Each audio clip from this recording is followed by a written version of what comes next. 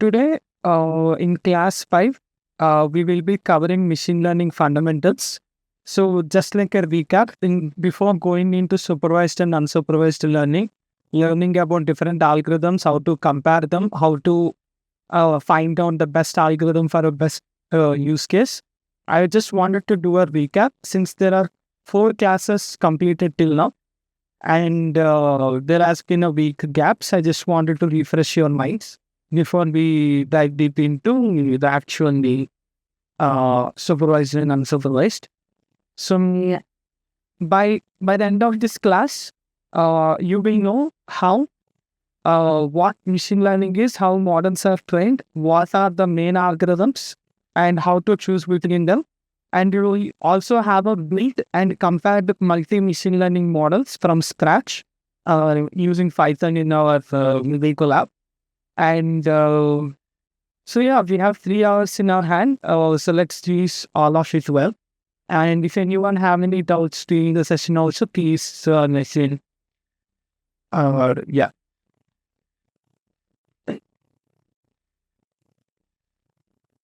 Okay, so this is the roadmap.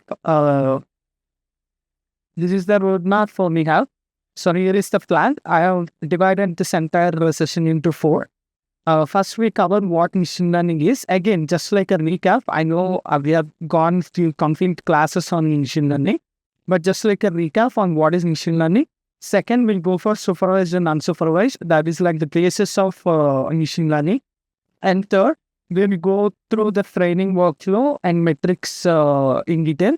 I mean, I actually already explained you like what is accuracy, precision, recall, how to get the scores, confusion matrix and all, but just a recap. And finally, in the last 4th section, we'll build a project. And this is where you will see something interesting, the same prediction problem. Like till now, till this day, what are the projects that we have made? Like every class, we are doing the project. And in every project, we have picked only one particular algorithm. In the last class also, we have picked only one algorithm. And we have completed the entire project with it. But in today's class, it will be different. You will be using multiple algorithms. You'll be using 3 to 4 algorithms on a particular use case. And then you will check the outputs. Whichever the algorithm gives you the best output, that will be your final algorithm. So I'll show you how to do that. So let's start. Okay. And if anywhere, again, if anywhere anyone having any doubt with any of this, please let me know immediately. You can unmute your mic and you can start to talk. Or you can raise your hand or you can put a message. Anything is fine. So yeah. Just as a recap for again, in this slide, I have prepared few slides only for the recap purpose. So what is machine learning? The simplest way to think about it is like a traditional programming where human writes explicit rules and the computers follows them. Just like a traditional programming, this is what it happens. The humans will put a set of rules and the computer simply follows them. That is your traditional programming. But when coming to machine learning is a bit different. Here what happens is instead of writing the rules, instead of telling the child you have to do this, you have to do that specifically, we will give some examples. We will tell like, you give the computer few examples, like, hey, if you touch the hot surface, you will feel pain. If you do this, you will you have to face this kind of consequences. We will provide some or the other kind of examples to it. And that examples are nothing but the inputs that you provide. Data that has inputs and also known results. We'll provide the data with inputs and the outcomes also. That is the type of data that we provide to the algorithm. Something, it can be anything. And the model learns the relationship between them. Then you use that learned relationship to predict outputs on the new data. That is what machine learning focuses on. You give me the inputs and outputs, I will learn from it. Then you give me a new input and they'll provide a new output. That is what machine learning talks about. So the formula fits here. In traditional programming, rules plus data gives you answer. In machine learning, data plus answers gives you a model. Here, in traditional programming, output is your main focus. In machine learning, model is your main focus. So that is the difference between a traditional programming and a machine learning. And then the model plus new data gives you predictions. Think about this example, predicting house prices. And that is what today's project is going to be, a very famous project from learning ML. Predicting house prices. We are not writing rules like if the house has 4 bedrooms and add like 50,000 to the price. If it has 3 bedrooms, only add 25,000 to the price. We are not going to do it in this way. Instead, we show the model hundreds of real house sales, and let it figure out the patterns itself. That is what we will be doing this in today's session. The project is going to aim for it. So, does this, does the distinction make sense to anyone, or if any doubts, please let me know. I mean, the difference between of traditional programming and machine learning.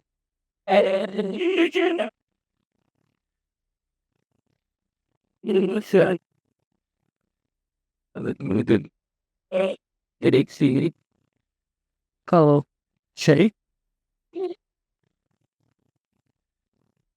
Okay, I see no questions. Okay. So going further, again, like a recap, where all the phases machine learning is used. Now, before I even start this slide, you have to ask for yourself whether do you really need machine learning. For example, I have seen in a few engineers, like then if you have very smaller use case, it will be a simple use case. You have to see whether a normal programming can solve this problem efficiently. You have to think it in that way first. Whether a traditional programming, whatever you do, will solve the use case in an efficient manner, or whether you really need machine learning to be applied on a particular use case or not. Because even for smaller things, like for example, I mean, just take a normal example. Like for doing 2 plus 2 equal to 4, you no need to apply machine learning there. You can use your traditional programming language and you can create a calculator. That would be more than a simple, efficient way to do it. You no need to bring machine learning into it, use algorithms for it, and you no need to overcomplicate the things. You have to only use machine learning in the cases where it really needs to be used. Examples of those such use cases are recommendations. Netflix recommendations, Amazon Prime recommendations, e-commerce recommendations, movie recommendations, any kind of recommendations you take. Recommendations cannot be ruled out. You cannot simply say, if a person sees this, he will definitely see this. You cannot simply say that. If a person sees a thriller movie, definitely is gonna see a comedy movie next. You cannot simply put a rule on everyone.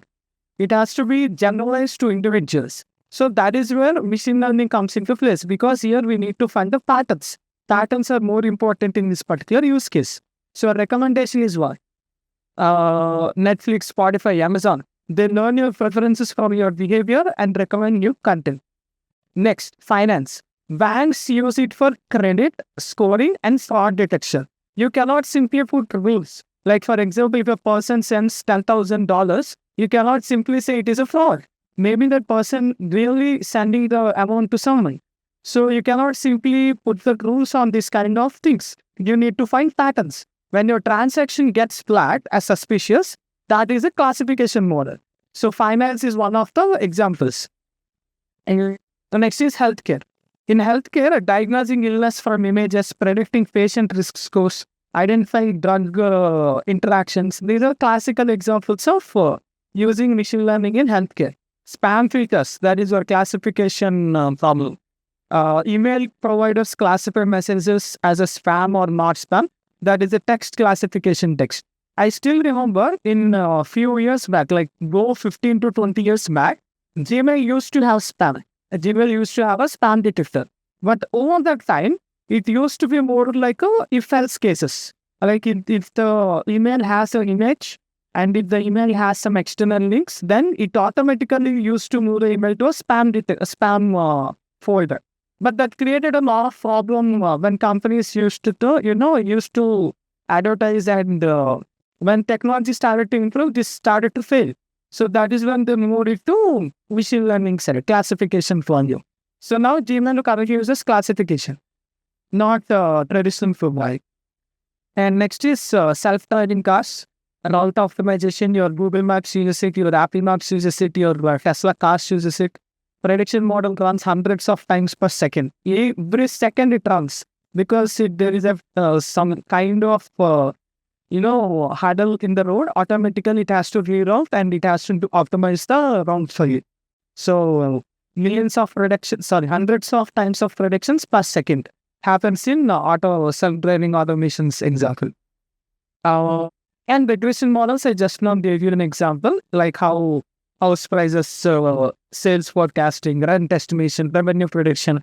These all are the classical examples of regressions. And in all these cases, you can argue with me, Monesh, like in all these cases, I can still write traditional programming and I can get away with it. Yes, you can. My answer will be yes, you can. But the problem is, you will be only doing it for today. What about tomorrow? What if the user has changed the behavior? What happens if suddenly there is a flood? What happens suddenly there is cold kind of situation? What happens in that case? Will you be writing the code again from the scratch? So, traditional programming fails in all these conditions, where machine learning exceeds. And the classical example again is regression. So, whatever you do in regression will work with today's scenario, real estate price prediction, or everything will only work for today or tomorrow. But what happens after 1 week? The stock may change, the cement prices may increase. Then what happens? So all these have to be taken into consideration, and that is where machine learning comes into place. Yeah, now you can think of your own use cases, where you will be using machine learning instead of traditional programming. Yeah, any doubts anyone is choose here? I don't know.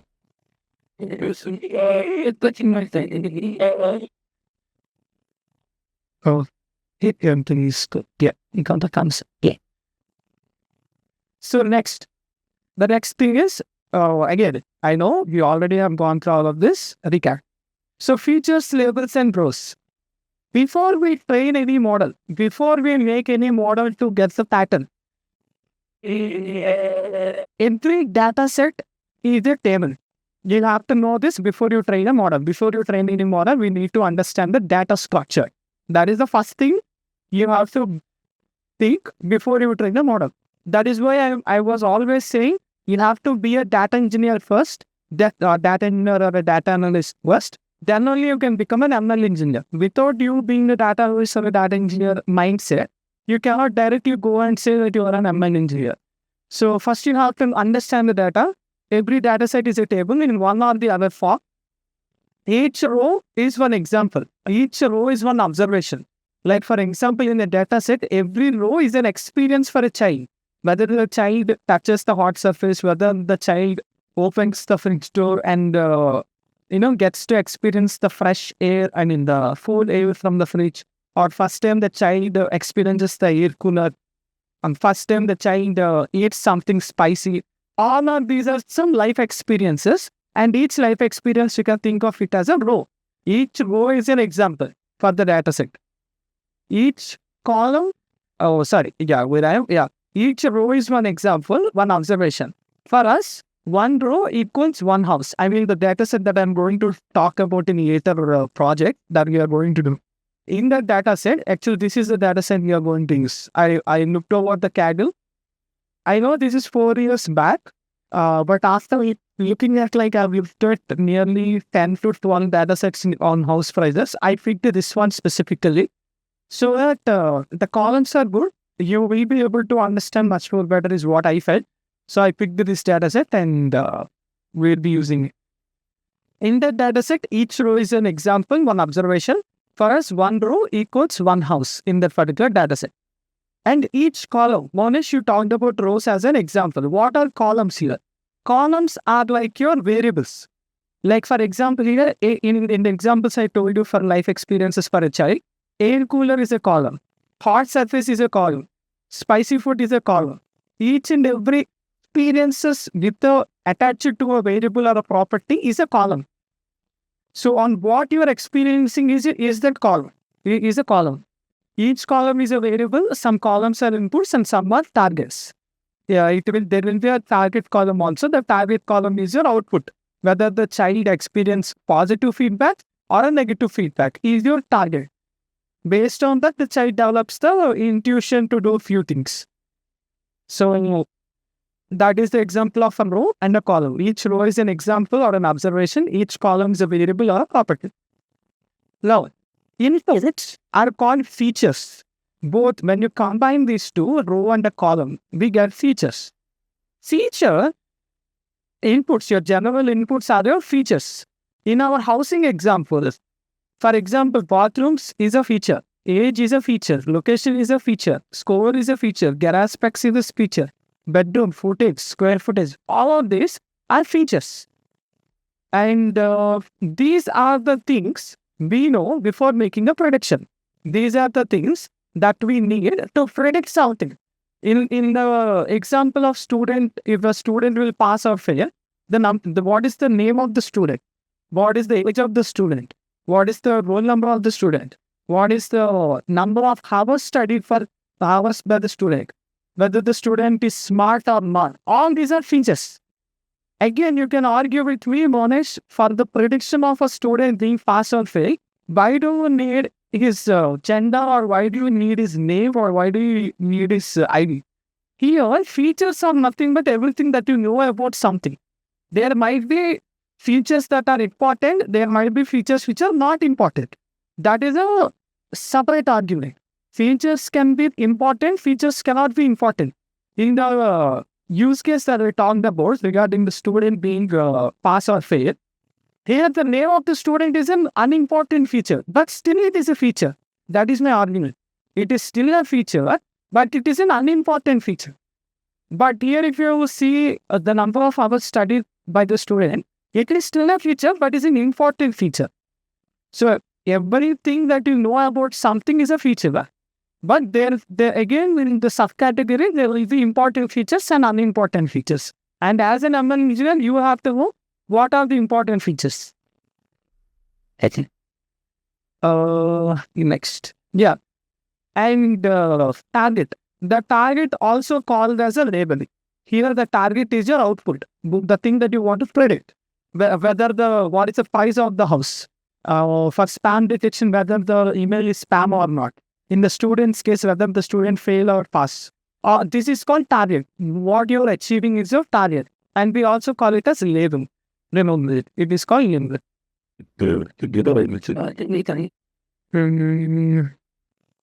Next. So here, again, I'm saying one critical rule. After explaining all of this, I wanted to share one critical rule is that the quality of your features determines the ceiling of your model's performance. Again, I'm saying this line. The quality of your features determines the ceiling of your model performance. What it means, Monish? The better you pick the features of your model, the better the model's output may be. For example, in the last project that we have done, the accuracy is around 85 or something, right? So what it says that maybe our features are wrong. Maybe we should have picked the better features, or we should have gone with a better algorithm in any of the case. If your algorithm is bad, your output will be bad. If your features are bad, your output will be bad. So you have to always put in mind that the quality of your features determines the ceiling of your model's performance. Because bad data leads to bad models. No algorithm can rescue you from poor data. Even if you're using top-class algorithm, but still if your features are bad, your output will be bad. You have to always remember this, and you have to think in not as a technical person, but think of more of like a actual human person. Don't go too technical. Think of like a human. Why I'm saying this? Because we tend to not understand the human connections behind the actual things. For example, let's take house pricing itself. Maybe the age is too old. Maybe it has only 3 bedrooms, and maybe it has only 1 garage space or no garage space, and the square footage also may be low. But the price of the house may be still high. Maybe it may be like 3 million or 4, or it may be like 25 million, let's say. So as a technical person, you will not understand. The square footage is low, bedrooms are low, age is low, location score is low, garage specs, there is no garage at all, but why it is selling for 25 million, you will not understand. But then you have to start an investigation as a detective. You have to suddenly become a detective there. And you have to think of like a human's perspective. Maybe that house belongs to a celebrity. Or maybe that house belongs to a, very renowned person. Or maybe that house belongs to some person who fought for the country or someone who is very, has good kind of, what do we call the right words? Good connection with the people around him or something like that. So in that scenario, maybe because of the other factors which are not given here, the house is selling for a higher price. So you have to become a detective and you have to even add new features there. So here the new feature will be whether the person is a celebrity or known to everyone, you will be putting zeros and ones there. Person is known to everyone, obviously the house is going to be a higher price because it's a celebrity's house.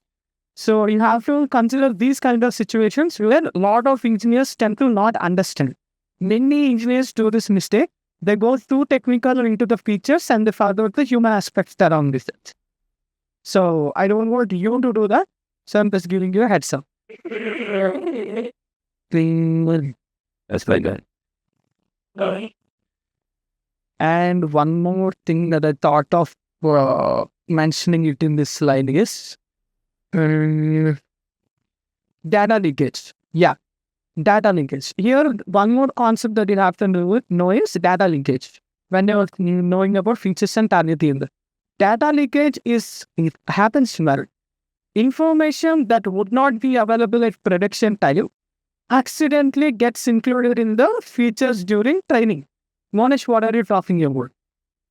Here, when you're working with the projects, whatever we are doing, here the data set is static. Whatever the data set that you are working with, the static data set, the data set is not going to change. It's never going to change. It's 4 years back data and the data is static. It's the same. But when you're working with the real-time data, let's take you're working with the smartwatch where you will be predicting the patient's heartbeat. It's a real-time data. Whenever you are working with the real-time data, there is a possibility of data leakage. And it happens, again I'm saying, when a data is not available at prediction time and accidentally gets included in the features during the training. For example, if we included the final sales commission fee, just an example, final sales commission fee as a feature when predicting the price. What is the feature commission I'm talking about here? Yes. When you buy a house, there will be a mediator. If you can't find a house on your own, there will be always a mediator. And for the mediator, you have to pay some commission. Okay? Some people take a very huge commission. Some people take less commission. So this commission thing is not included in these features. So you did the training. You predicted the price. And suddenly when you are doing the training for the second time, you included the commission column. So that is where everything goes wrong. So you have to keep in mind that whenever you're doing predictions, right, your feature set has to be locked. It has to be locked. In the middle, you cannot change it. You cannot do train and test split. And in the training data, again, you cannot add features and all. You should not do like that. You have to first lock your data. You have to first lock your features.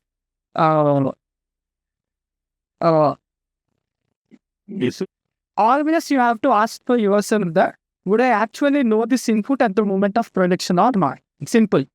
When you are predicting something, you have to know that whether this particular data will be available before the prediction or after the prediction. You have to think in your mind. In real life situations, again, I'm talking. You would never experience data leak in the projects that we do till now. Even in today's class also, you will not experience it.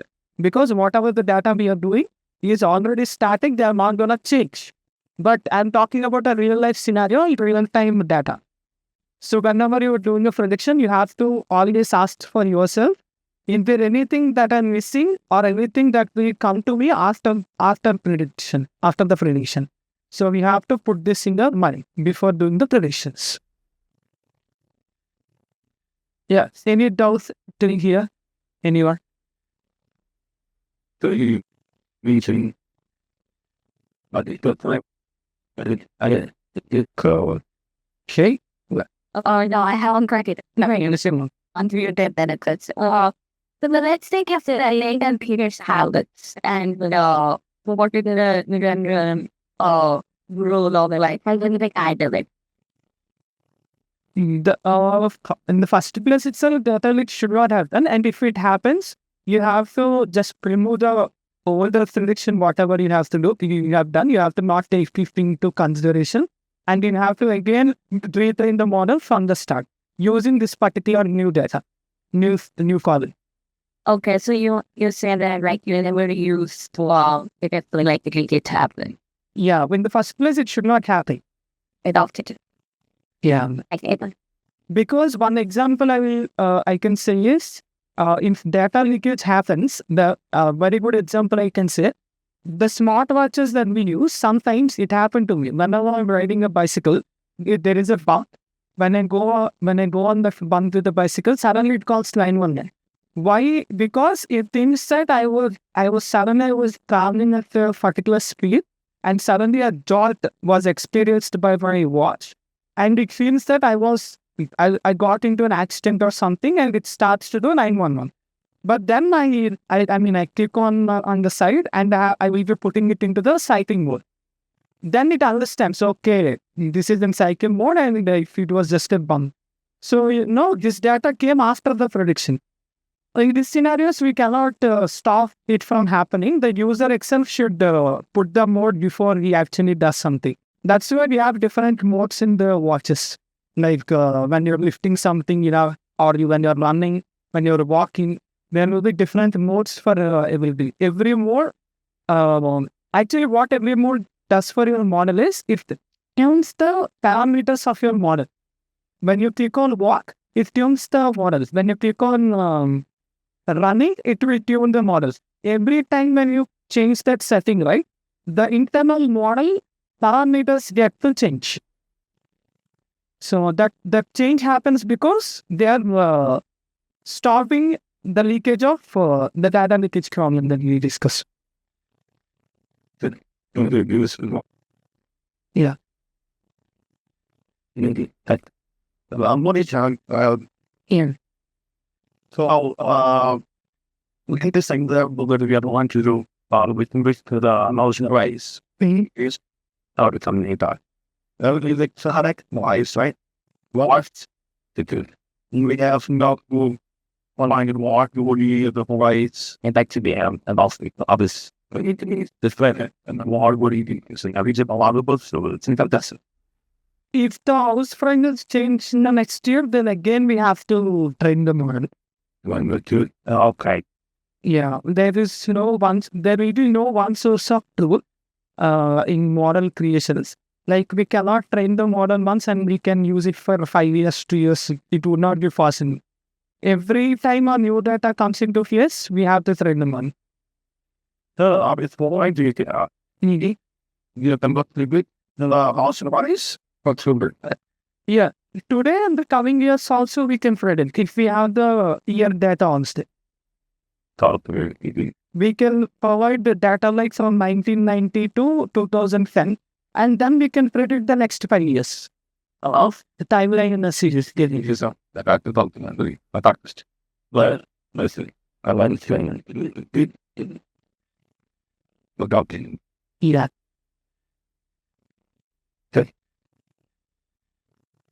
Just a second, my monitor is down. So understand. Still the click in it. Yeah. So exactly.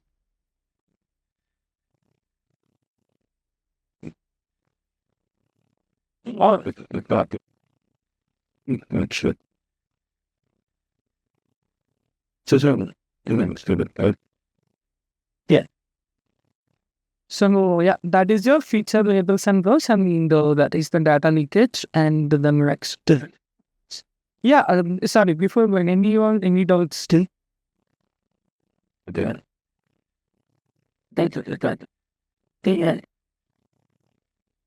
Yeah, but you have to explain for state. Okay. Just see if in your if okay. Yeah. And regarding this data leakage and timeline series, I will try to make a project where you will be experiencing data leakage. I'll try to create a project with the static kind of data and try to mock something so that you all will experience it before actually working in a direct company. And regarding the timeline series that project also will be doing. Like I will show you a project where we will take the past year's data and then we will apply it to the coming future years. So that we will also cover that. Yeah. So supervised and unsupervised learning. This is the every machine learning model that you take, we can divide it into your supervised or unsupervised learning.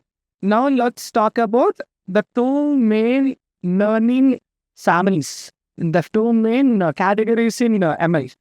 One is supervised learning.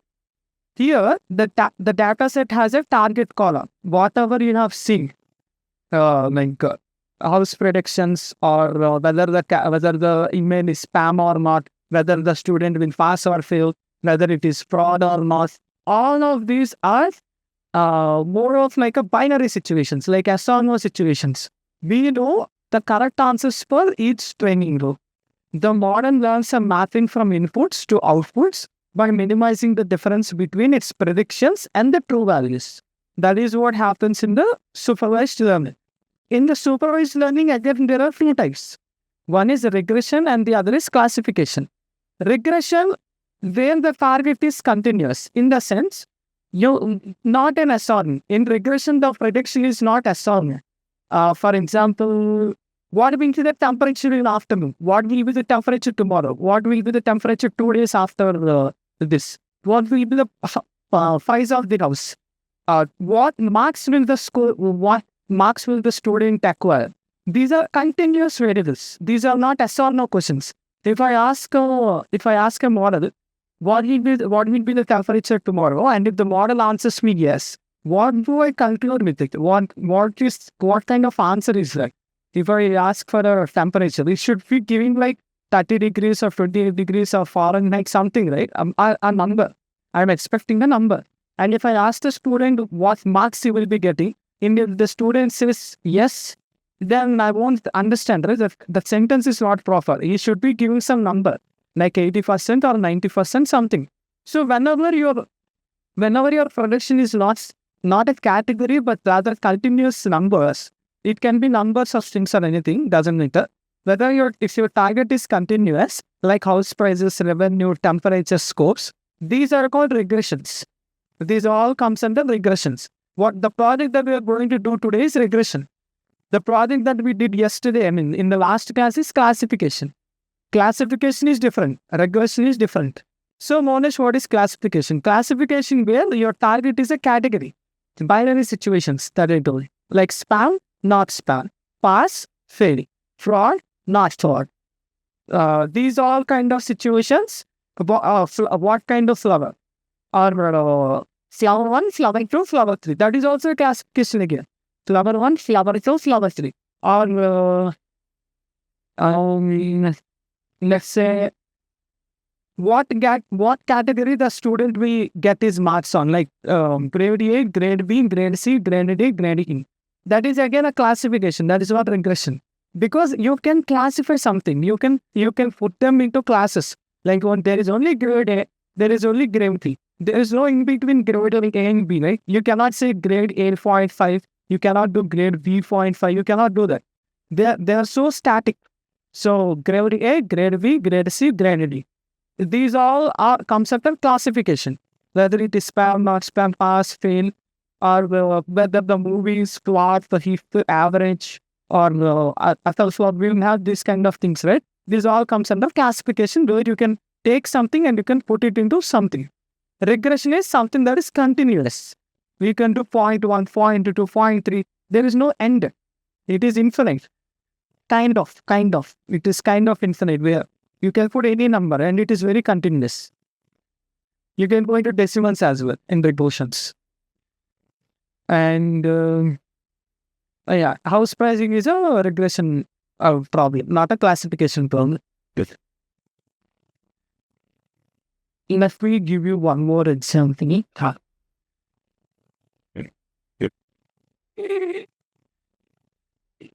Take this.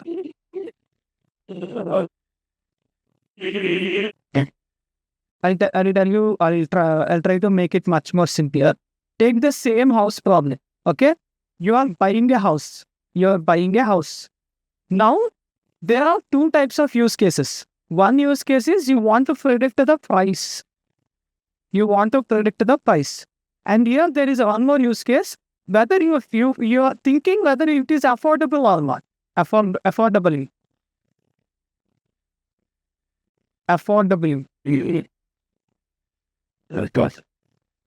Okay? It is the same house problem. But here, two use cases you have. One is you have to, you're trying to figure out the price of a house. And the other is whether that you are trying to see if the house is affordable or not. Now, can any of you tell me which is classification and which is regression in these use cases? In these use cases, one is regression, one is classification. Which is regression, which is classification? I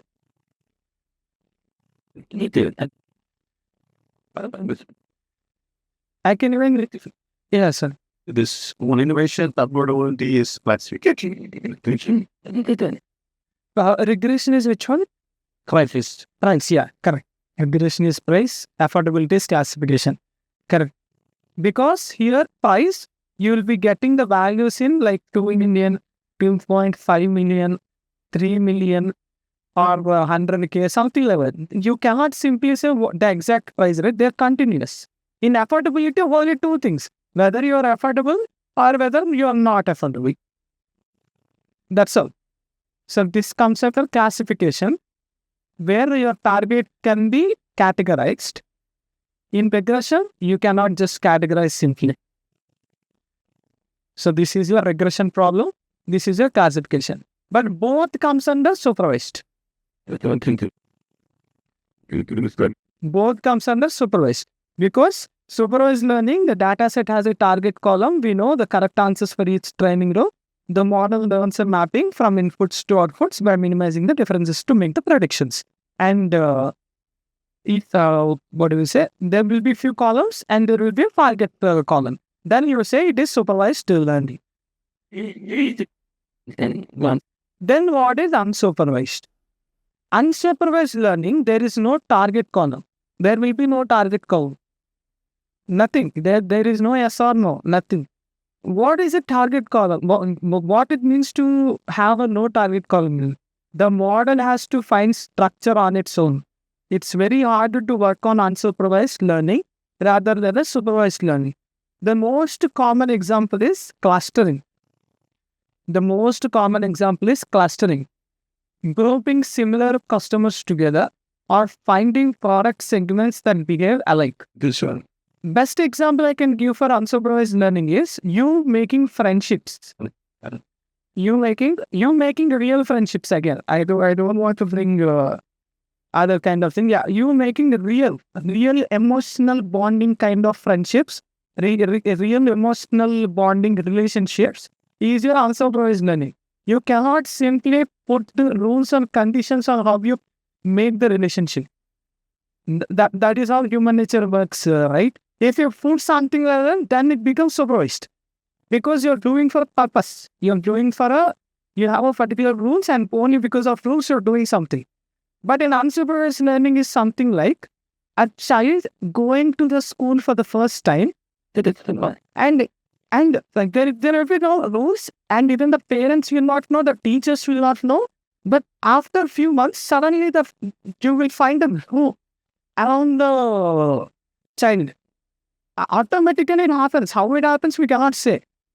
Only this person will be connecting to that person. You cannot simply, make a structure out of it. Since after the child goes to school, you give like 2 weeks or 3 weeks of time. Suddenly you visit the child one day, and you will see then the group surrounding the child, one or the other kind of group. I think he will be making friends. He or she will be having friends. They will be sharing food with someone or something. That is called unsupervised. Anything that cannot be explained so simply is the behavior concept of, around something is your unsupervised learning. You cannot put rules there. The model has to find the structure. The model itself has to learn. The parent or the mother or the father cannot imply rules on the child, saying that first you go to a person, find the score mark of it. If for he or she is good, then make friendship. You cannot invite the child to put some rules on top of this. That is what unsupervised learning is. The model has to find the structure itself. You are not providing anything, but the model will understand itself. The most common example again is clustering. Grouping similar customers together, finding a product segment that behave alike.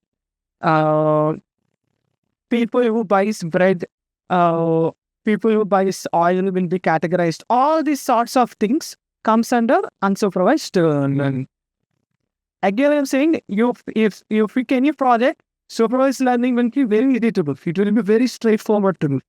You can just complete a machine learning supervised learning project in like 5 minutes. And the code is already available, you can complete it in 5 minutes by changing the data. But unsupervised learning doesn't work like that. It is a bit complex, and you have to put your brain more on understanding your unsupervised learning. And Monesh, when I get the data, how will I know if it is an unsupervised or a supervised learning? You have to ask yourself that, do I have a column I'm trying to predict? If your answer is yes, then it is a supervised learning. If your answer is no, then it is unsupervised learning. Today, in our project, it is supervised regression. Whatever we're going to do today is supervised regression. Next class, I'll try to bring some with unsupervised. Today's supervised regression. Because we have a price column. If you remove the price column, it becomes unsupervised. Yeah, any doubts in this? Any doubts in supervised or unsupervised?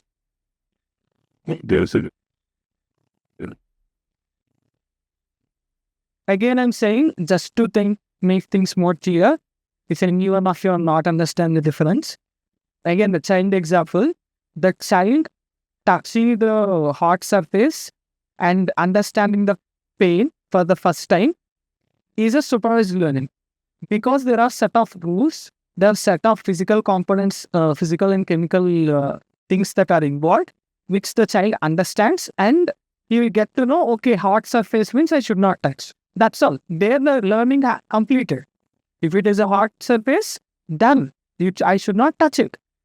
When the child experiences the air cooler for the first time, if the child likes it, it tends to do the same thing.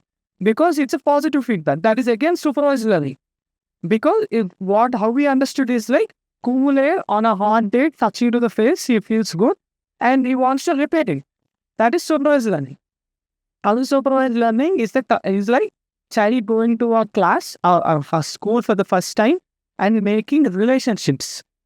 Relationships is one of the complex things that you cannot predict. To whom the child talks, to whom the child hates, and all you cannot simply calculate, you cannot simply put rules on top of the child. So that is the cascading example that I can give for unsupervised learning. The child itself learns on its own, and he or she makes the relationships. So that is unsupervised.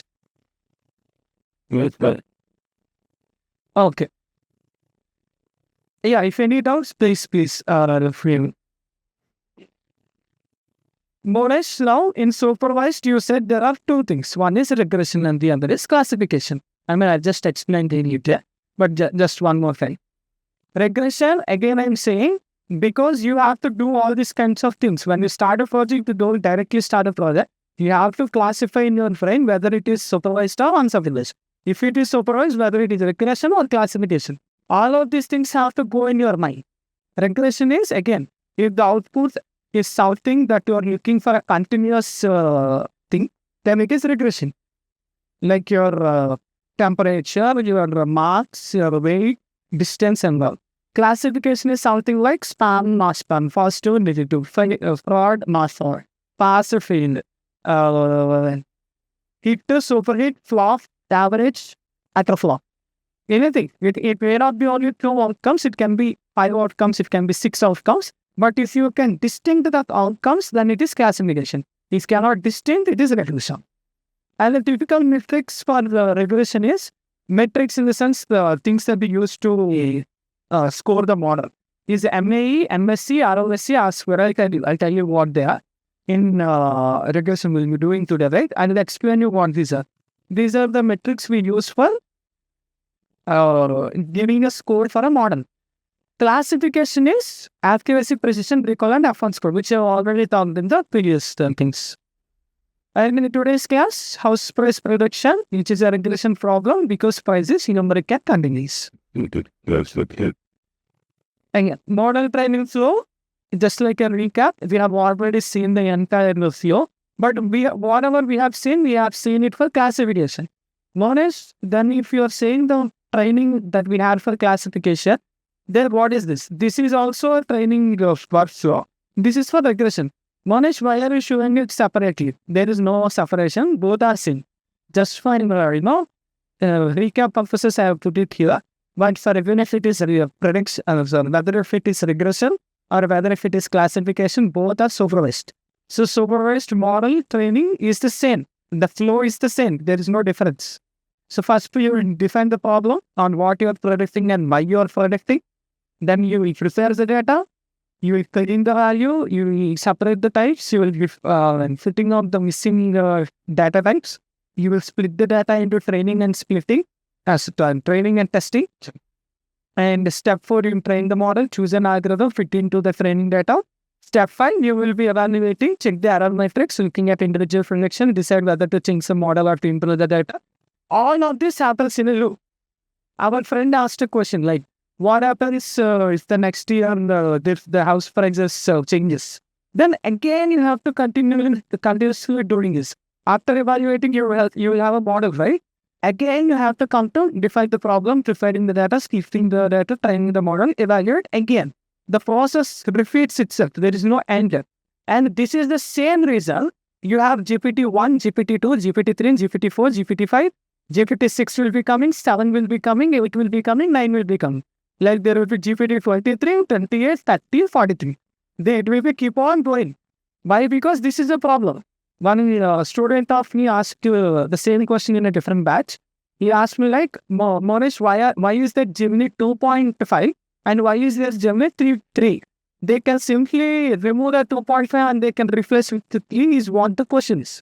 But if they cannot simply replace it, they can only create new models. Present model, whatever they have created and released it to the public, they cannot simply replace it. That is how not ML works. Again, a classical example is generations, human generations. You cannot behave exactly like your father. Why? What is the reason? You and your father have the same genetics. Your father and mother. You take the same genetics from both of them. But why don't you behave exactly like both of them? You will be behaving something different, right? Based on the society, based on the environment around you and all. That is exactly how models work. Model 2.5 works in a different way. Model 3 works in a different way. And you cannot simply argue that 2.3 is better than 2.5 again. You cannot simply argue that you are better than your father. For his time period, he is better. For your time period, you are better. So you cannot simply argue that 2.3 is better than 2.5. That is, again, looking at in the internet, Gemini says Gemini 3.0 is better than Gemini 2.5. And suddenly in the next day news, you will see that still 2.5 is better than 3. Because what Gemini is saying that we have released a new model which are better for a different use case. For example, if you want to generate images in a specific way, Nano Banana may be better. But if you're using image generation for a older use case or for a different use case, maybe Nano Banana 1 is better. More than 2. So based on the use case, the model efficiency differs. So that is what this training workflow even talks about. Once you evaluate the model, you may get 90%. You may 90%. But it doesn't end there. That is why I always say ML engineers never loses their job, unlike the other engineers. ML engineers, they have to be in the company until the company is present. They cannot simply remove the ML engineers out of the race. You cannot do that. Because the data changes, you have to update the model. You have to update the parameter of the models. And for that, you need to have an engineer put in place to do this continuously. Until unless the company shuts down, you need to have an engineer who performs all of these operations continuously. So, yeah, this is a never-ending flow. After evaluating, again it comes to defining the problem, inferring, scripting, again it comes here. So it is a never-ending process. It's a loop, not a one-time process. And in real-life ML projects also, I iterate through this cycle many times. That is what all the companies are doing right now. Gemini, Google, ChatGPT, Cloud, all of this doing the same thing. They create a model, and then they get the new data. They start to prepare their next model, then use it to the public. Again, they prepare a new model, then use it to the public. Never-ending thing. Any doubts on this? Anything? And one example I can give is COVID. 2020 has changed everything. Because 2020, no one has taken this ML model training that seriously. It's a very honest thing. You can even look it up in internet as well. That is the reason all your model creations, all your AML thing accelerated after 2020. You know why? Because 2020 changed everything. Whatever the models we have, whatever the things we made, everything started to break in the year 2020 because we went into the COVID kind of situation. When we went into COVID kind of situation, the model did not understand why suddenly no one is buying the products, why the stock prices have reduced, why no one is coming out, why the theater prices have reduced. The model started to fail. Then they understood the actual importance of taking the data, redoing the model, and that is where the entire AML started to accelerate hugely. I don't think if there is no COVID, you and I are gonna talk about AML in this, in this kind of importance. I don't think so, because only because of COVID, things have accelerated in the AML sector. Next, how do we split the data and why we split the data? What is the importance of splitting the data? For this, I've given the best examples before, like a student preparing for the exam in the important questions and answers. Then he is giving the mock exam. And after giving the mock exam, directly going for the main exam. So that is where the training set comes in. The training set is the place where the model starts to learn about the relationship between the input features and the target variables. If we train a model and then test it on the same data, it already saw, we get an optimistic score. Example also I can give you. You take a child, make the child touch a hot surface. He understands it, right? Suddenly takes the hand away from it. Next day, you take the same child, again go to the hot surface thing, a pan, a hot surface pan and something. If the child touches it, he or she did not learn. He or she did not learn from the previous experience. If the child did not touch the pan, the child already learned about this. That is what training set is. That there is an experience happened, but we have to test out that whether the child has learned from it or not, or simply ignored it, is what we are trying to find. The model might be just giving the answers, not actually learning anything generalized. Example again on the line what I said. the child can remember that red pan. For example, today you took a child to a red hot pan, okay? Red color hot pan. The child touched the pan. The child experienced a very hot gist and he removed the hand, okay? So, there are two outcomes here. Whether the child can just remember that red colored pans are dangerous. Instead of understanding that it is a hot surface, the child can simply understand that I should not touch red pans. Not hot pans, but rather red pans, red color pans. So now, if test this, whether what kind of understanding the child had, you have to take the same child to a blue color pan. Blue color hot surface pan. Now, if the child doesn't touch it, then the child understood the concept. The child understood that anything that is put on the burner will be hot and I should not touch it. The child understood. But if the child has remembered that it is a red color pan, the child will simply touch it again. And until he understands that any fan that is on the top of a burner is hot and I should not touch it.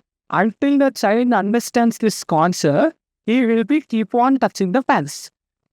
That is why, if you see small children, even though some things are hurting to them, they still try to do it.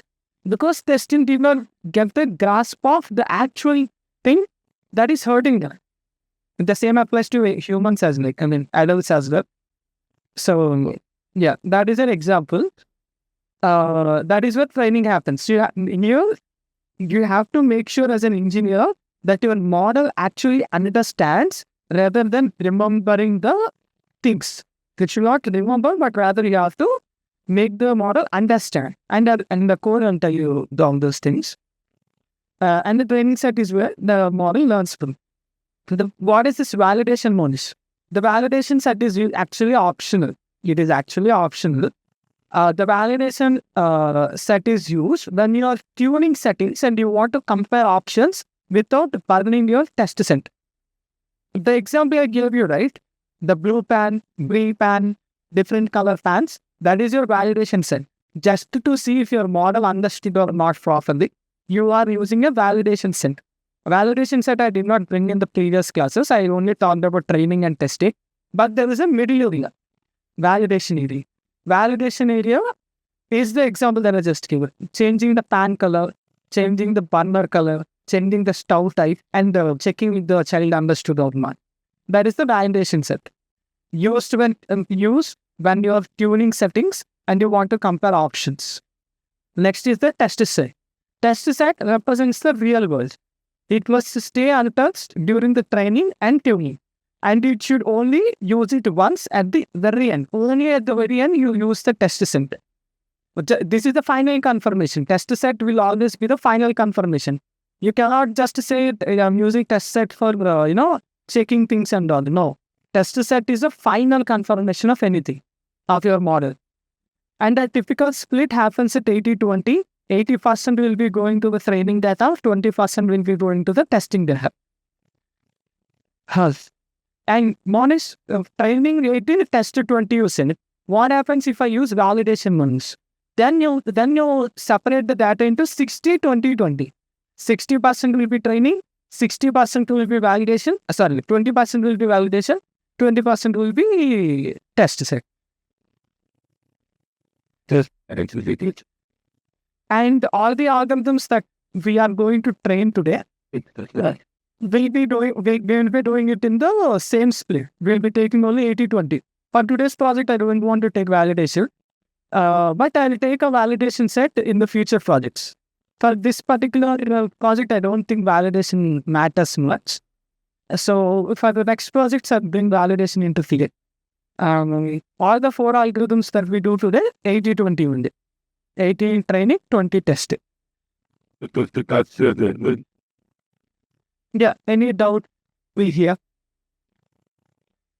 Here.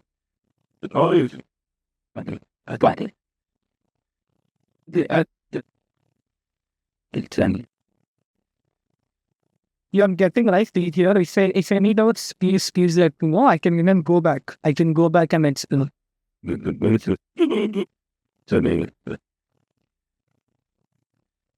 Say just yeah. So say, but yeah, use if three dots keys. Next, different ML algorithms.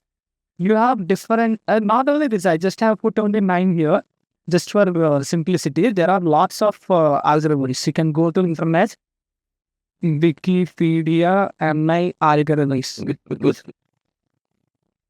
You would have used. Yeah, see, I told you right. See, all of these are your algorithms. All of this, they are real algorithms used by real engineers outside. So you have a lot of them. Mona, should I learn all of this? No. You cannot learn all of these models. I challenge you even on that. Because if you start to learn all of this, right, suddenly you will be learning about salmon mapping and you will be forgetting about back propagation. You can only get the gist of all the algorithms, but you cannot simply, by heart all of them. So then what are the best ones to learn? These are the best ones to learn. Linear regression, logistic regression, decision tree, random forest, KNN, SVM, naive Bayes, K means gradient boosting. These are the best, widely used, interview friendly, company friendly algorithms in ML. You learn these 9 ML algorithms. In the interviews, in the companies, in your daily life, in your wherever you go, you will be 97%, 98%, you will be using only these models. Unless and unless you go to a real senior role or a complete different role related to AIs and all, you will be using only this. Now let's see what each one does. I'll go simple. I'll go in a simple manner to explain all of them. Linear regression fits a straight line or a flat line. It's a straight line or a flat line. The model assigns a weight to each feature and combines them. It's very interpretable. You can read the coefficients, and for any regression, this is the best starting point. This is the best starting point for regression use cases. Next, logistic regression. Despite the name, logistic regression means like you may think it is a regression or algorithm, right? But no, despite the name, it is a classification model. Many engineers go here wrong. Whenever I'm having a conversation, I simply ask them, when I want to test someone, I just ask them, a logistic regression is a regression model or a classification model? And most of them, they say it is a regression model. It's wrong. The name says like that. I know it's a very confusing name, but it is a classification one. This is one thing you have to put in mind, because the interviewer can ask you simply whether the interviewer will ask you, like he will give you a classification problem, and he'll ask you to list out the algorithms you can use. He will look to see if you mention logistic regression or not. Because logistic regression is one of the best algorithms to use on a classification model. It outputs probabilities for class membership. And it's also great for binary tasks. For example, if your outcomes are your pass or fail, spam or not, binary. If your outcomes are binary, you just close your eyes and use logistic regression. Don't think much. Just logistic regression, that's all. You'll get better accuracy. I got it. Next. So linear regression is a regression model. Best for continuous targets and starting regression models. If you don't know which algorithm to use for regression problems, use linear regression. If you don't know which algorithm to use for classification problems, use logistic regression. Simple. As simple as that. These two are one of the best in their kinds. Next, decision tree. Imagine a flowchart. I hope all of you know what is a flowchart. If not, I'll just show you quickly. These are called flowcharts. Imagine a flowchart. The model asks a series of yes or no questions about the data and follows branches until it reaches a leaf, which gives the prediction easy to draw and explain. Example, these are best used in agents, I would say. Why? Because, for example, meaning you asked ChatGPT or Gemini to create an image. How do I show you? In the same ChatGPT, you can ask a question, but the ChatGPT thinks like you asked a question, right? The ChatGPT thinks in a way whether that question is a text answer or whether that question is an image answer, or the text is something like related to video. So this kind of flow charts, this kinds of decision making, whether if the user is asking for an image or whether the user is asking for a text or whether if the user is asking for a video, what kind of thing the user is asking, these decisions are made used by decision makers. We also call it as a rule-based model. So the model asks for a series of yes or no questions, and based on that, it will reach to a final conclusion. If your use case contains a lot of decisions to be made, in that scenarios, you will be going for a decision tree. And I mean, in the next slide, I'll be telling you pros and cons and when to use what. Here, I'll be only talking about the definitions, okay? Here, I'll be talking about the pros and cons. Here, I'll be talking about in what scenario you have to use what. Coming back. Decision tree. Linear regression, logistic regression, decision tree. Next, coming to random forest. Instead of one tree, here you will have only one tree, remember. Decision tree only one tree. If you are having multiple, instead of one tree, we train hundreds of trees on slightly different subsets of data. We average their predictions. In that case, we use random forest. In random forest, there will be multiple decision trees. Decision tree means one tree. Multiple decision trees is called a random forest. That's why here it is called as a tree and here it is called as a forest, because forest means collection of trees. So, more stable than single tree and often more accurate. Random forest is always, in 90% scenarios, random forest gives you more accuracy than decision tree. Next, KNN. KNN means K nearest neighbor. When we need to predict a house, we find the K most similar houses in the training set. Example, when you're trying to buy a laptop, you will compare the laptop of that particular specifications, right? You don't compare i3 laptop and an i9 laptop. For example, if you're trying to buy an i9 laptop, you will see the pricing of all the i9 laptops of different companies. If you're trying to buy a car, let's say if you're trying to buy a sports car, when you're trying to buy a sports car of a particular model, then you're only looking at those particular models. That is called KNN. KNN works in that way. The prediction depends entirely on the neighborhood in the feature page. How the neighbors have given the prices, based on that, KNN will predict a new price. Whatever. Next, SVM. SVM algorithm finds the boundary between classes that maximizes the margin. It is powerful when used with clear separations and hard-to view. SVM examples I cannot think of right now, the best examples of SVM. What's a good example of an SVM? Here, let's take Costco. Not sure if all of you are there. Or Walmart, think like Amazon. Take an example of Amazon. Amazon sells different kinds of products. It also sells baby products. It sells adult products. It sells clothes. It sells bags. It sells technological things. It sells plants. It also sells groceries, right? It sells different kinds of categories. And the categories are too distinct.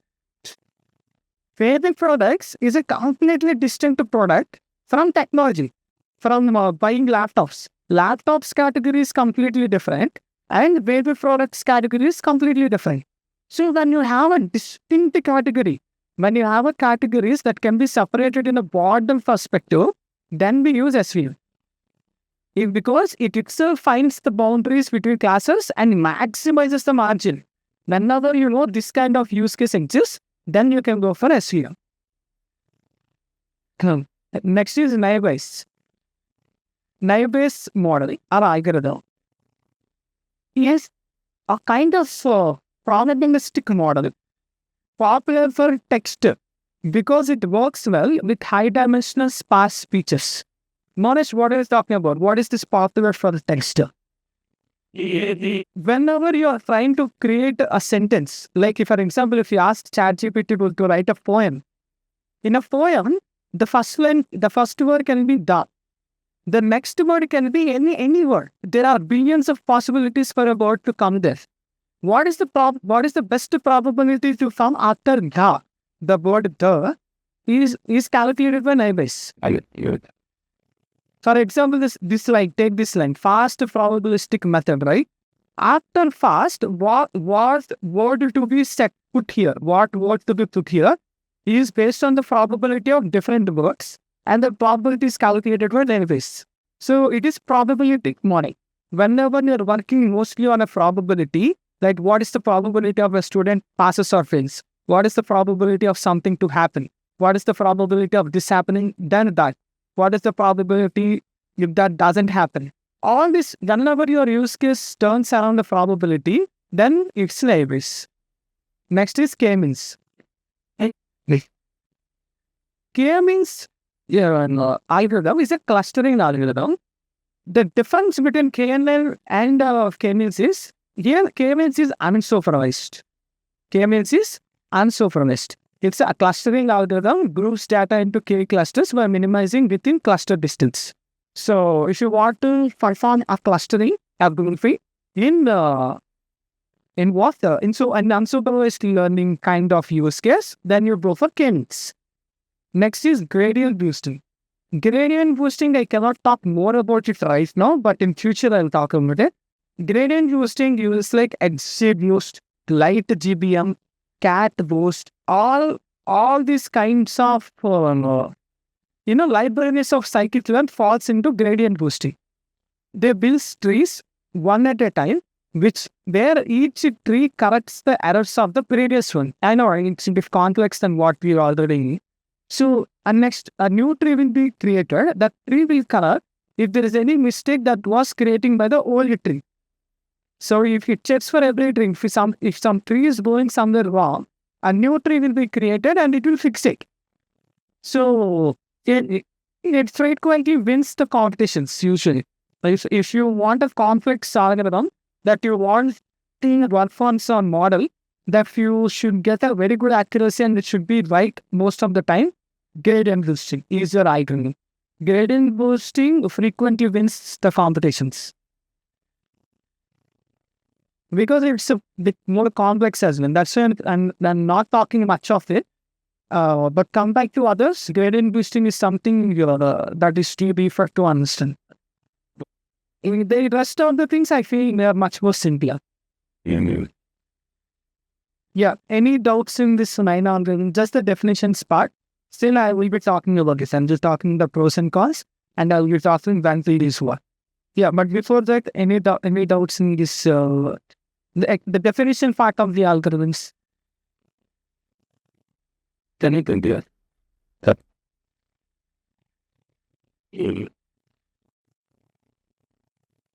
And basically,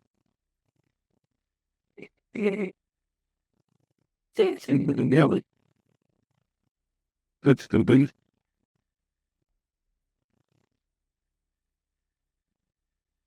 Okay. But yeah, if anyone have any, please. Next. The pros and cons. Yeah, the pros and cons. Okay. Now, let's be honest about the trade-offs. Because every model has weaknesses. There is no perfect model in this world. I have never come across a model that is very perfect for any use case. Just like, again, humans. Think of like, I always give examples of childhood humans, emotions and all, because Machine learning, if you think in a philosophical level, machine learning is nothing but what humans are. Every human has a pros and every human has a cons. There is no perfect human in this world. It's still, there is some or the other we can find. The same thing for the models as well. Because models is nothing but the human brains that we are creating. Linear regression. Let's take linear regression. Let's talk about the pros, the positive side. The positive side of linear regression is simple. It is interpretable. But what is the cons? It cannot capture complex nonlinear patterns. If you make the data bit complex, your linear regression, logistic regression starts to fail. It fails. Only when the data is simple, only when the data is interpretable, only when all of the things are, in right order, linear regression or the logistic regression works. If your relationship tends to become complex, it fails. Next, decision tree.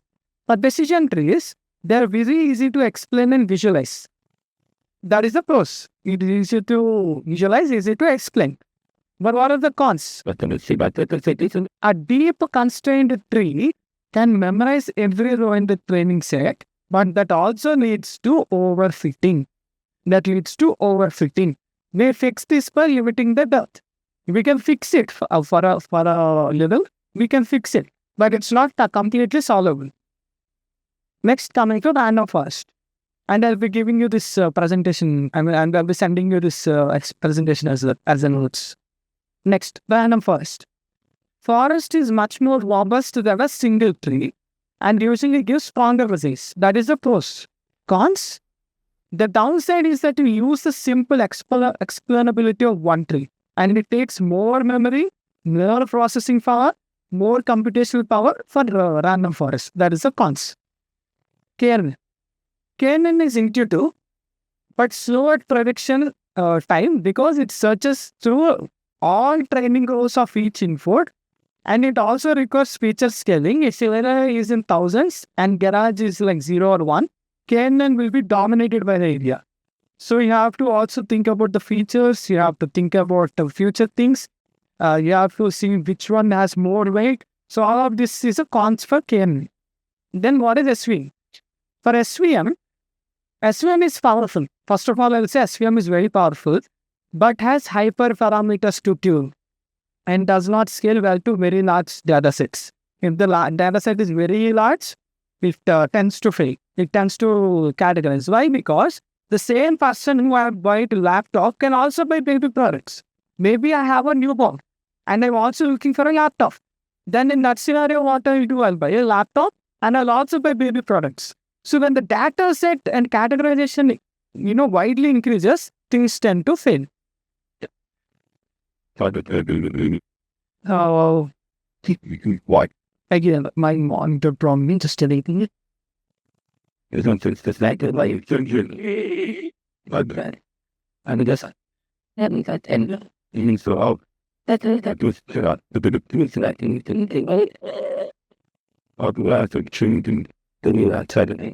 I'm resharing. items, but there isn't you.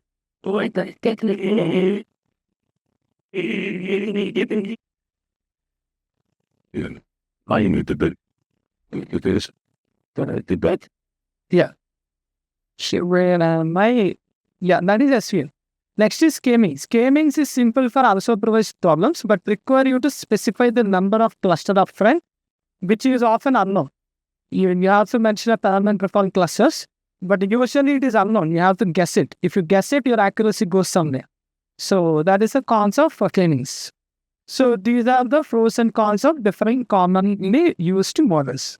Any doubts? Please, That's the way. tell it here.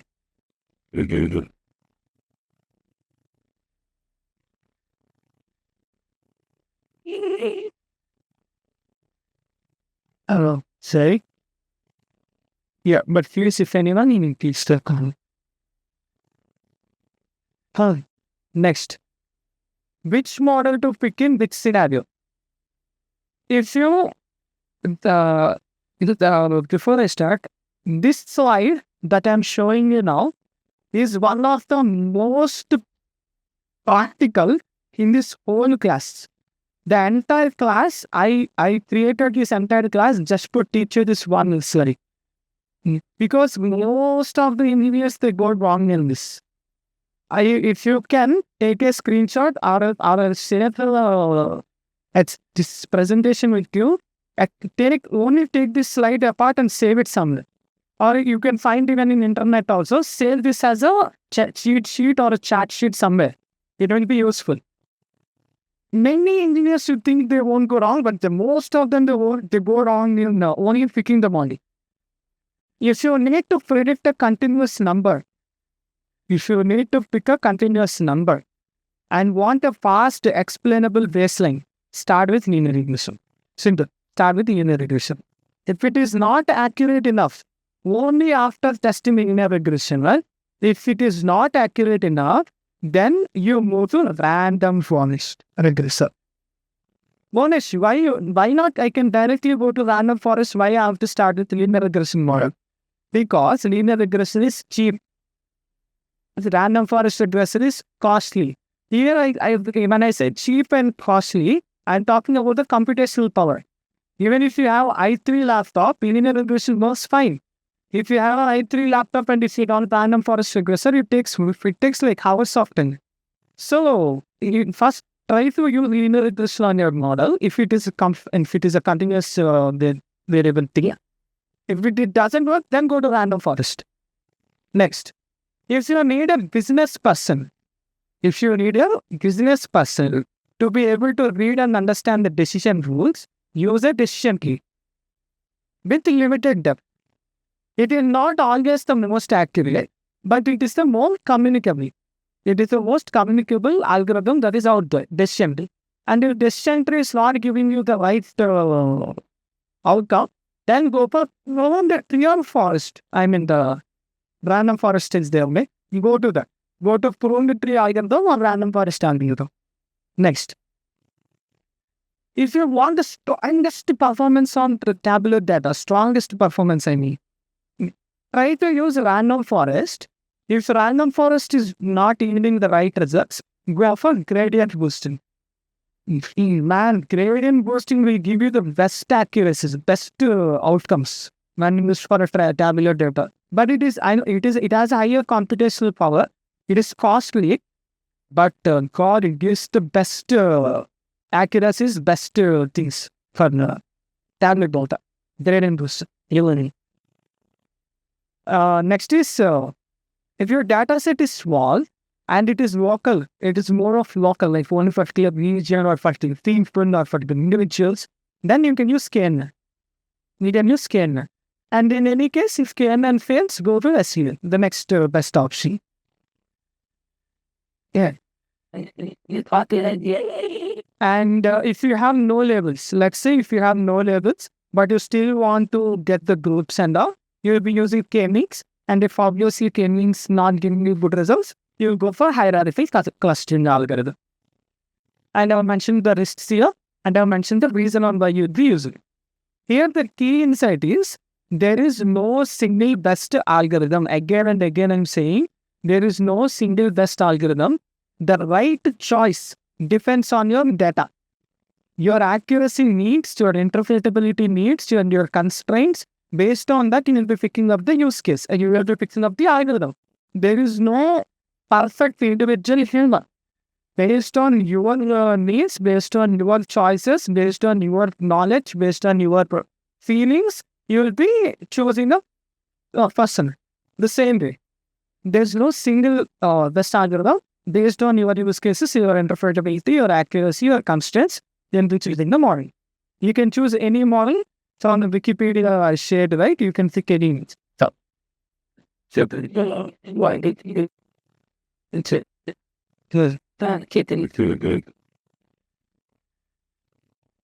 Before going through linear regression, I was spread a correction to that. Yeah, before we dive into the linear regression exploration, let's go for a break. It's almost 1 more minute is left for the break. Let's go for a break, a 20-minute break. We'll come back and we will see linear regression. Again, I'll give you a gist because we'll be using linear regression in this project. I'll tell you how the model gets the metrics. Overfitting, underfitting, you already know. And then we'll start the project, our hands-on project of house prediction, and tell you where to get the data. We know the data, and these are the algorithms we'll be using. Linear regression, decision tree, random forest, knn for this particular project. We'll do the code and we'll compare. You will see the different accuracies and we will tell you how to compare and how to get the best one. Then this is how I divided the class and some quiz at the end. So that is how you are going to end the class. So yeah, let's take a break, a 20-minute break, and we'll meet back after the break. See you all after the break. And in the meantime, if anyone have any doubts also, please do put in the comments. Yeah, I hope you all are back. So, linear regression. Let me slow down on linear regression because it is the foundation of today's project. Linear regression estimates the target as a weighted sum of the input features plus an intercept. Mathematically, it learns a coefficient for each feature, just like your y equal to mx plus c. It works in the similar way. For our data, it might learn something like predicted price equal to like around 120 into area plus 1,000, 15,000 into bedrooms minus 800 into age plus something. I mean, you're getting my point, right? Linear regression tries to put the values into an algorithm and then find the predicted price. Each coefficient tells us if this feature increases by 1 unit while everything else stays the same. The predicted price changes by this amount. And it uses again y equal to mx plus c kind of. This interpretability is the biggest advantage for linear regression because you can show the coefficients to a business stakeholder and they can reason about them. Like you can say, because of this coefficients increase, the price also increasing. Because of this coefficient decrease, the price also decreasing. Here coefficients means the features, the columns. The only limitation here is this assumed price increases linearly with area all the way from small apartment to a mansion. In reality, there are diminishing returns and interaction effects that a straight line cannot capture. That is what I was saying in the beginning. You can simply cannot say only because of 3 bedrooms are there, this will be this price. If only 1 bedroom, this will be this price. Because the same bedroom, 1 bedroom in New York, it will be of a different price. And 1 bedroom in Texas, it will be a different price. So, and also to whom the house belongs is also something different thing. So this is exactly why we will compare it against more flexible projects in the more flexible models in the project. We will be comparing it with different models.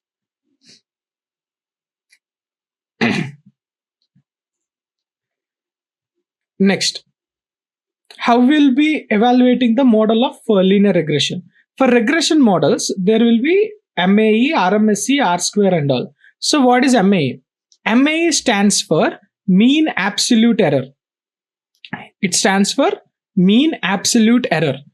It takes all your predictions, subtracts the true value, takes the absolute value and then averages it.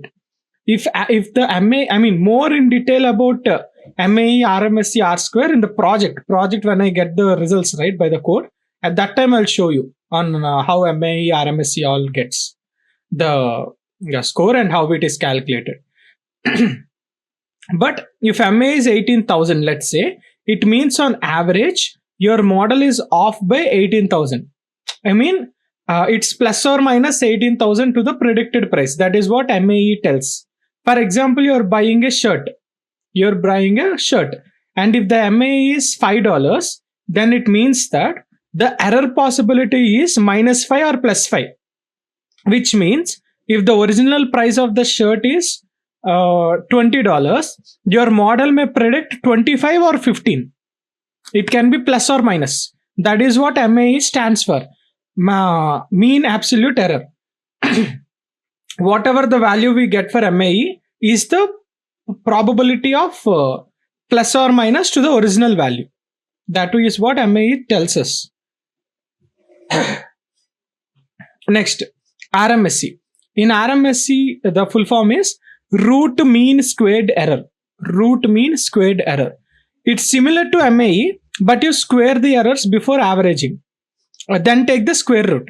You square the errors, then take a square root of it. Squaring means large errors are punished more. If there is a huge error, let's say plus $5 minus $5 is a simple thing. But if your model predicts plus $40 and minus $40, then it is a huge problem.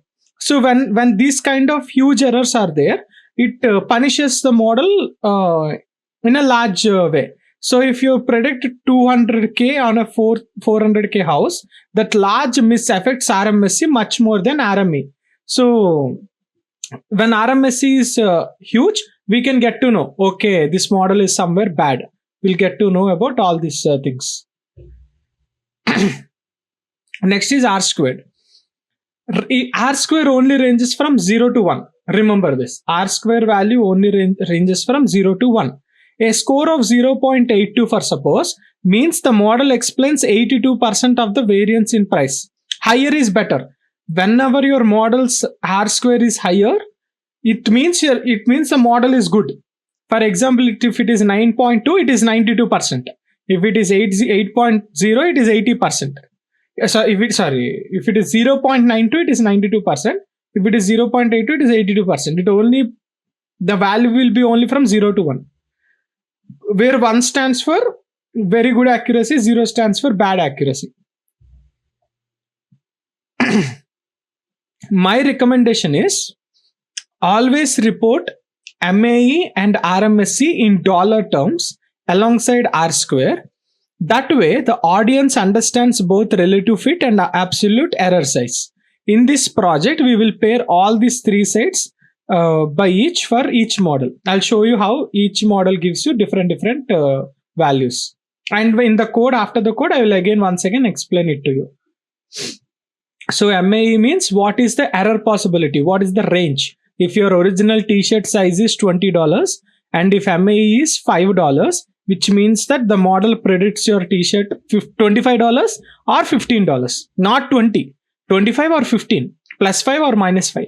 RMSE means it will square root the error.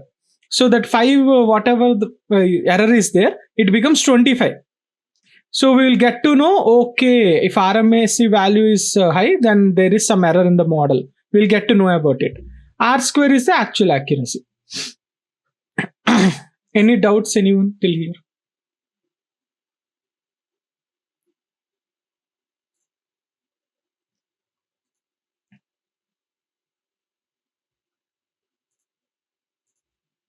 Okay. So overfitting, underfitting, good fit, you already know. If your training data doesn't have much patterns, it is underfitting. If it has more patterns, and if it is overlapping with the test data, it is overfitting. You have to balance this both, and you have to be in the good fit. Finally, we will start the project, hands-on project. All right. Now we will build. This is the hands-on project, hands-on part of the class. We are going to use one data set, one prediction task that is on house price. And we will train 4 different regression algorithms. Four different regression algorithms. After training, we will compare their predictions on the same test rows and on a brand new house. So yeah, let's open Google Colab. And also let me share you this link, house pricing dataset. Yeah. Colab.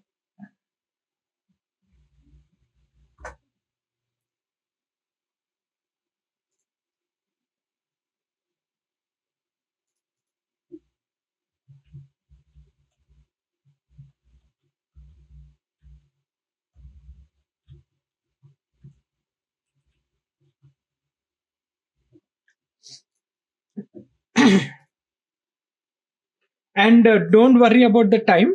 In case if we cannot complete the project in today's class, we will continue it in the next class. So no worries.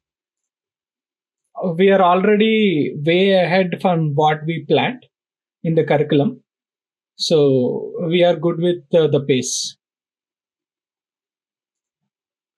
I'm sharing the Google Colab link so that when I write the code, you will be able to see it.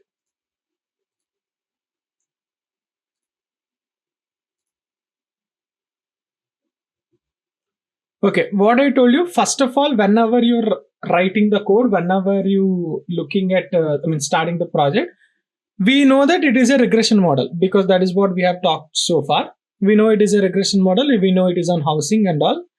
Now, let's look at the data.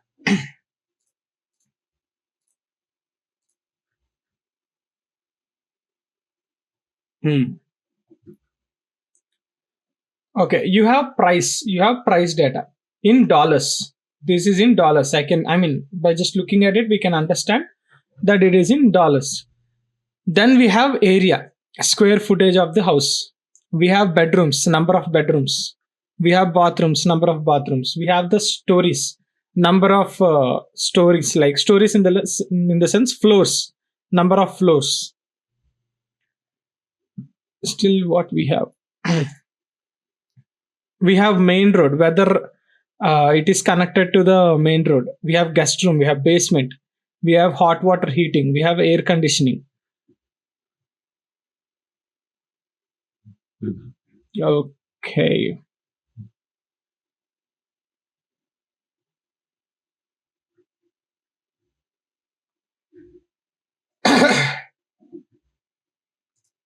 So I hope you already used the data. Now we will download the data set and we will uploading it back to Google Colab.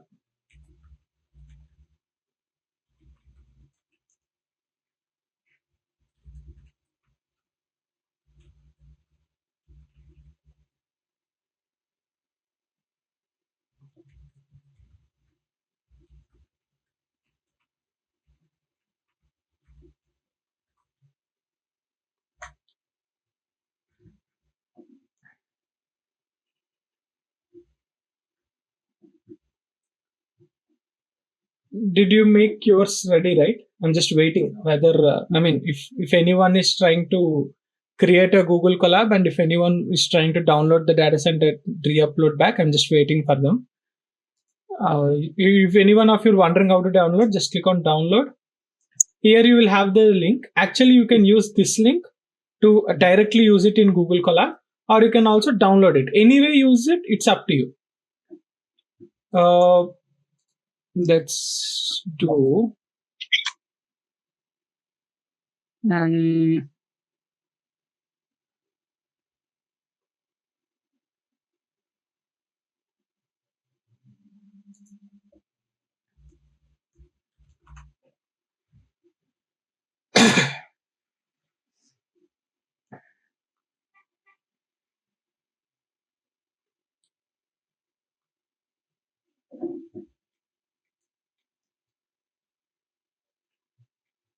Let's do this and try.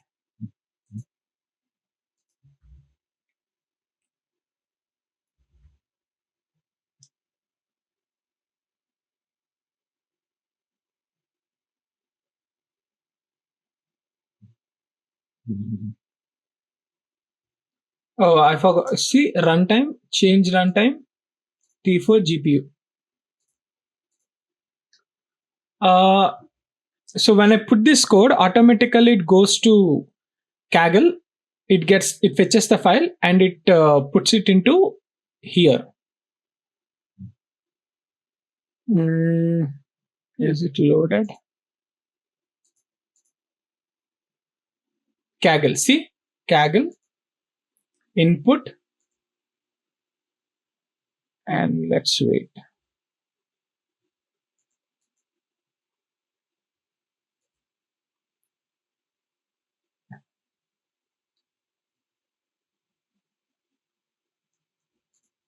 Why it's not showing up?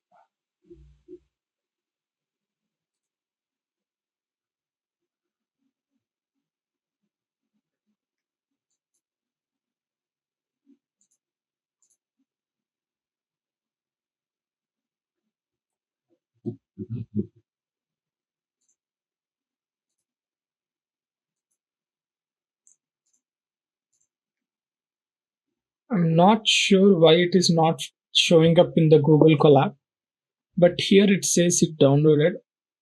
Okay, but I just don't want to waste time. You see if you are able to get it in that way, but I will download it and I will put it back.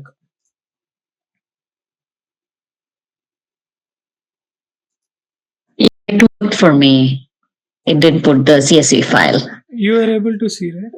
I'm able to see it's under input, and it's also created another folder. And in that folder, it has a housing.csv file. Yes, it should do the same for me, but I'm not sure why it's not doing it. Let's redo. Thanks, Komala, for confirming. Yep. Yeah, now it created. I don't know what happened to this before. Yeah, we got the housing.csv here.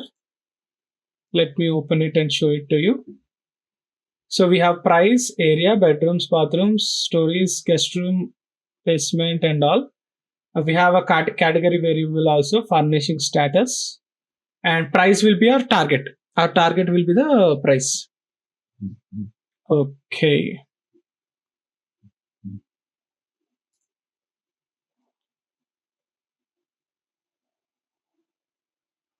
Yeah. And I'll also show you one neat trick. There is also something called Google.Colab import files and files.upload. I mean, we no need to use it now because since we already got the data, but it is a neat trick. If you don't have this left side part, in the companies, usually we don't have this left side part for some of the softwares. And for that, there's a neat trick to use Google Colab from Google.Colab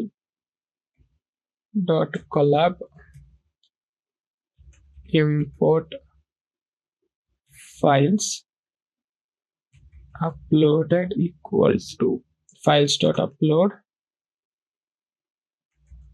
print file uploaded.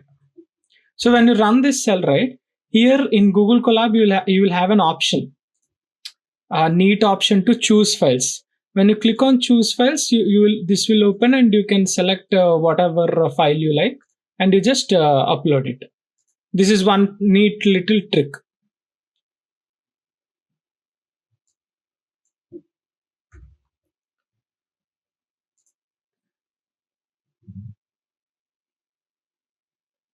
Okay, now let's see, write the import statements and start doing our project then. We have this data. Let's start the libraries. First library we need is import pandas as PD. Here, whenever you're writing libraries for your project, right, there are two ways to do it.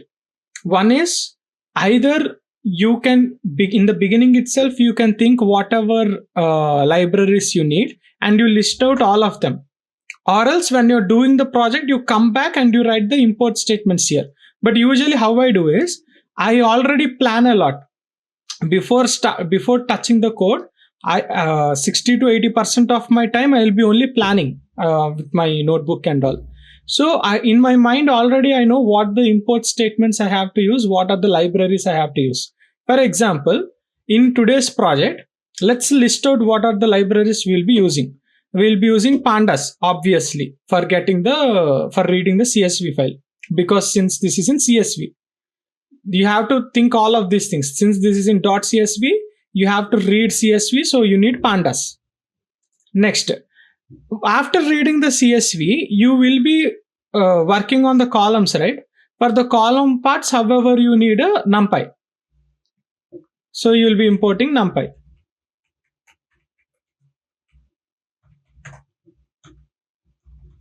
NP. Next, I will be showing you the plots of the columns. So I need matplot, libplot, pyplot. Now this came as a suggestion. Seaborn came as a suggestion. As an engineer, you have to know whether you need it or you don't need it. I don't need it. I don't need Seaborn.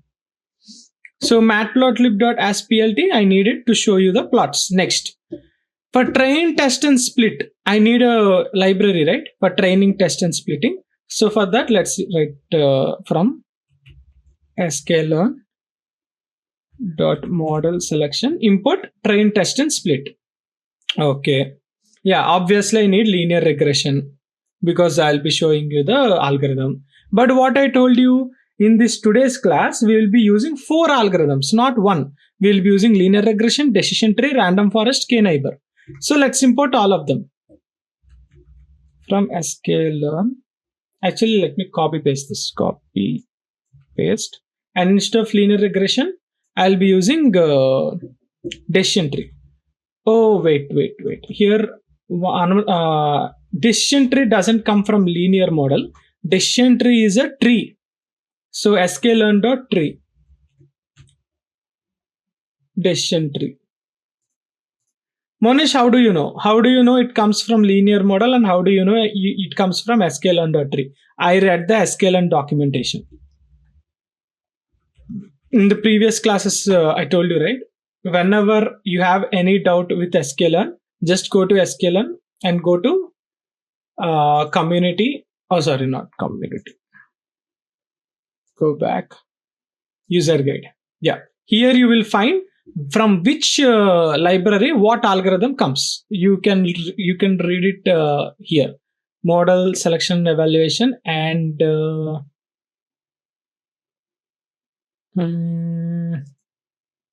here supervised. You can look here from which library gives you what model will be here, how to import them and all. Since I already know, I'm importing it. Decision tree comes from scikit-learn.tree. Decision tree regressor, yes. And from scikit-learn, random forest regressor comes from scikit-learn.ensemble. Random forest regressor comes from ensemble. Again, only out of practice you will come to know about all this.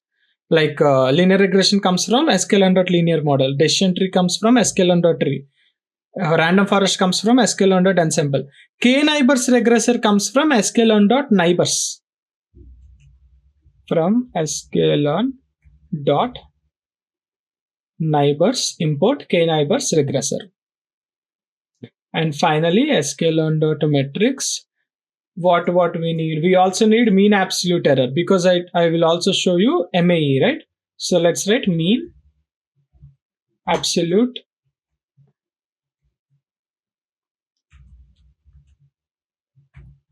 error. So we are getting mean absolute error. Mean absolute error means MAE.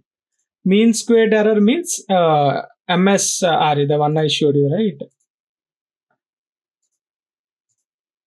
Sorry, RMSE. RMSE means mean squared error, and your R2 score is nothing but this R square. Next, from scikit-learn dot, I need one more thing called label encoder. I need this label encoder because in the data set, I've seen categorical variables. There are few categorical variables that I've seen.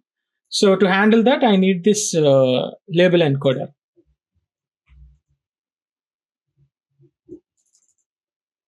Yeah.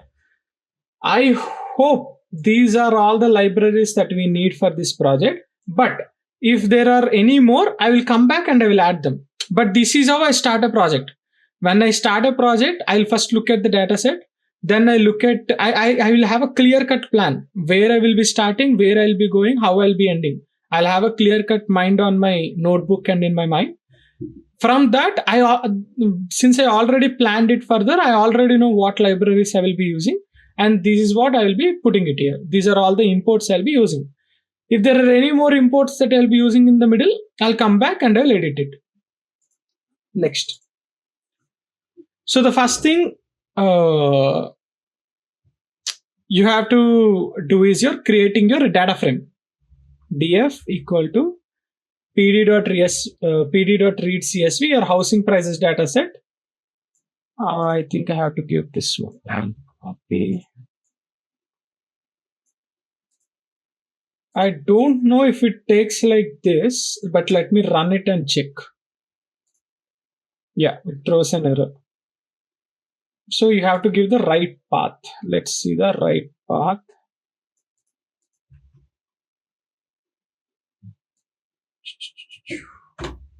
Now let's run. Yeah, see, it got read and we have successfully loaded our CSV file. We have read the CSV file. We have loaded it into the DF. DF means data frame. I already told you. DF is just a short form for data frame. And dot head will give you the first 5 rows. So you got the first 5 rows. Here is where you will be understanding the rows and columns.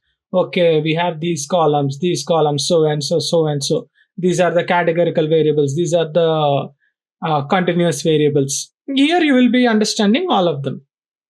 So loading and inputting part is done. Let me also show you how to get the shape and let me show you the shape part as well. df.shape will why did it fail? Yeah, df.shape will give you the number of rows and columns. Number of rows are 545, number of columns are 13. If you check here also, it will be the same. Or you can even check here as well. See, 13 columns. 13 columns. So there are total 13 columns, and anywhere they have mentioned the row.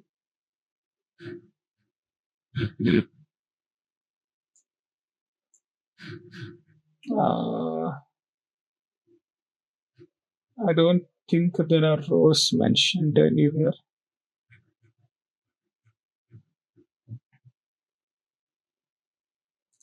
But yeah, if you downloaded the dataset, you will see. Oh yeah, you can see it here. 545 entries. So 545. See, they are matching. 545 rows and 13 columns. Columns will be 13. That is what df.shape tells you. Rows and columns. First number will be always rows. Second number will be columns. Next, we have to check the column and data types.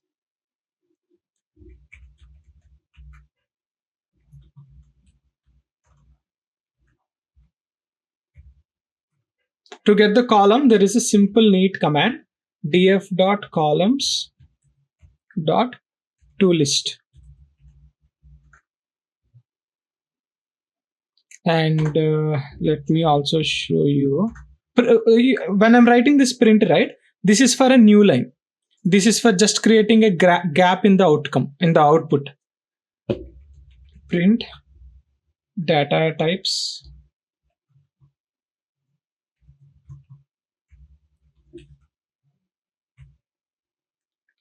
df.d types.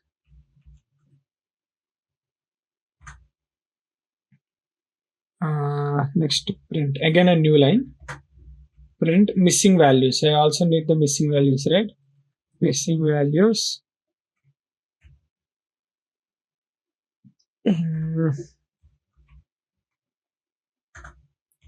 Print df dot is null dot sum. Sum will give you the total number of is null, and run it.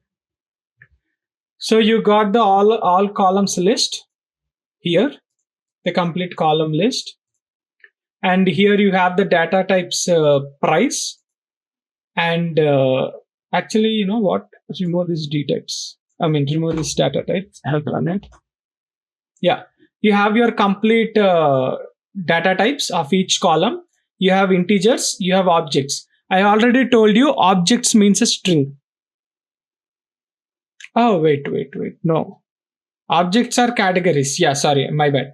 Objects are categories. From the previous class also I told you, right? Objects are categories. You get the values, right? String values or 2, 4 and all categories. Those are your objects and these are your integers, your normal numbers. And are there any missing values? No. In the entire data, there are no missing values at all. 0 missing values in all the columns. So this is a good thing. This is what we call as a cleaned data. There are no missing values, and that is a good thing. But there are a lot of objects.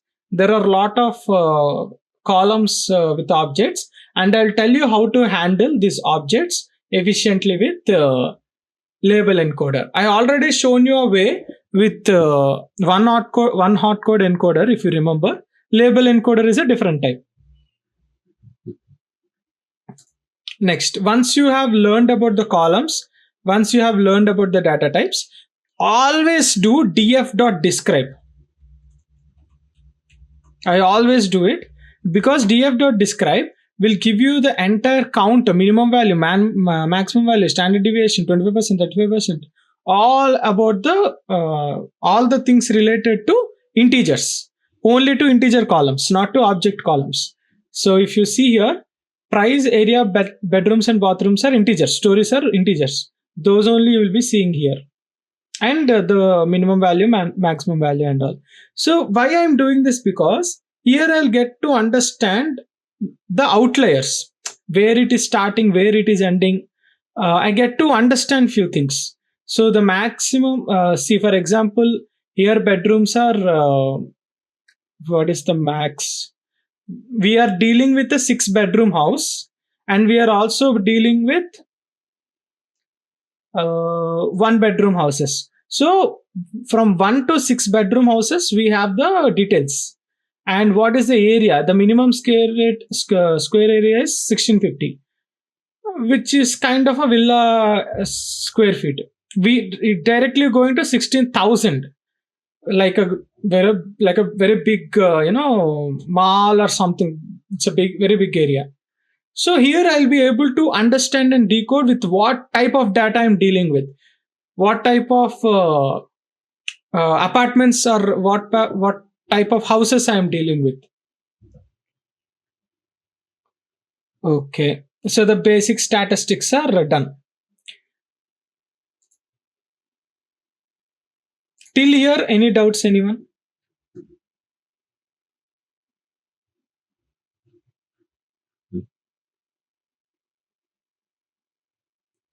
Till this moment?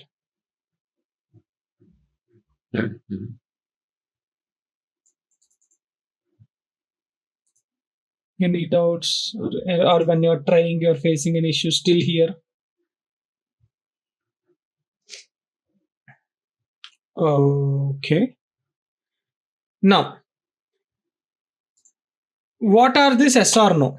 S or no columns. S or no column, I usually call it S or no columns, but these are like the categorical columns which are having categories inside them. So what are the S or no columns? We have main road, guest room, basement, hot water heating, air conditioning, pref area,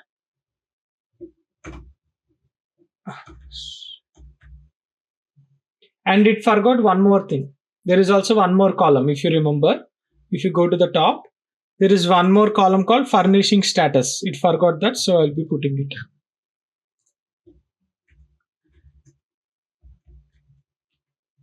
You're seeing, right? I'm not totally depending on the autocomplete. If you become totally dependent on the autocomplete, you will go wrong. So don't totally depend on it. Only use wherever it needed to be used. So yeah, I'll be using a label encoder, LE equal to label encoder on what?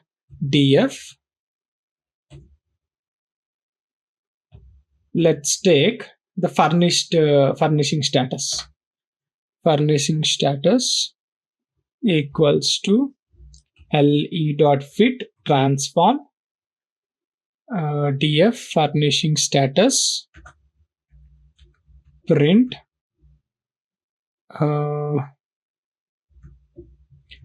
furnishing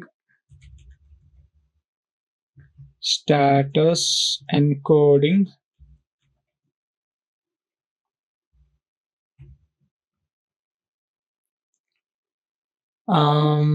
encoding.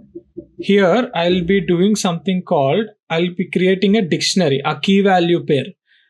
I'll be creating a key value pair, and for that I use dit zip.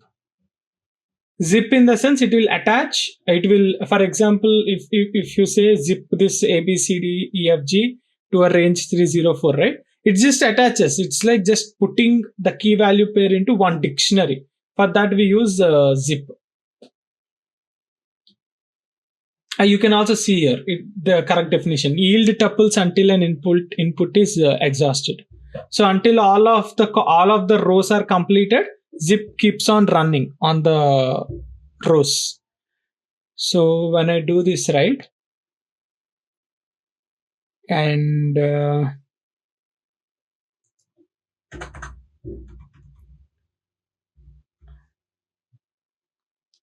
one more.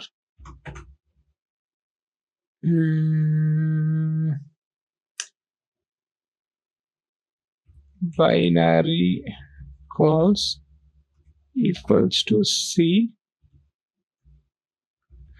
Monesh, why are you showing all this? Why can't we just use one hot code encoding just like in the previous class? We can use it actually. We can use one hot code encoding just like previous class. But just I wanted to show you different ways we can encode. The easiest one is the one hot code encoding that I showed you in the previous project.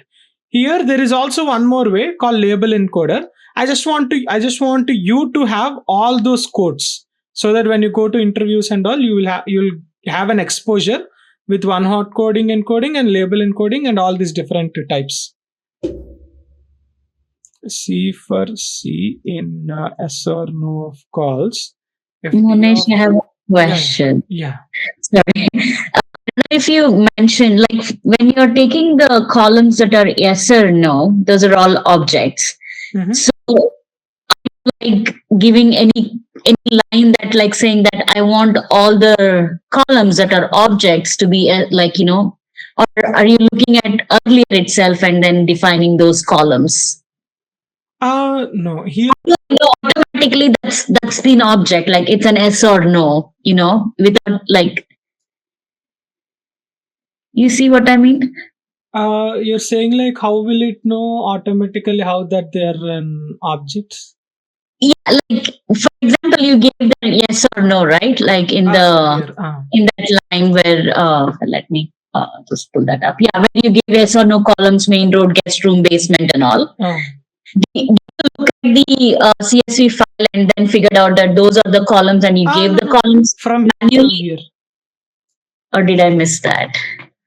Here, when we do df.dtypes, it will give each column and what type it is.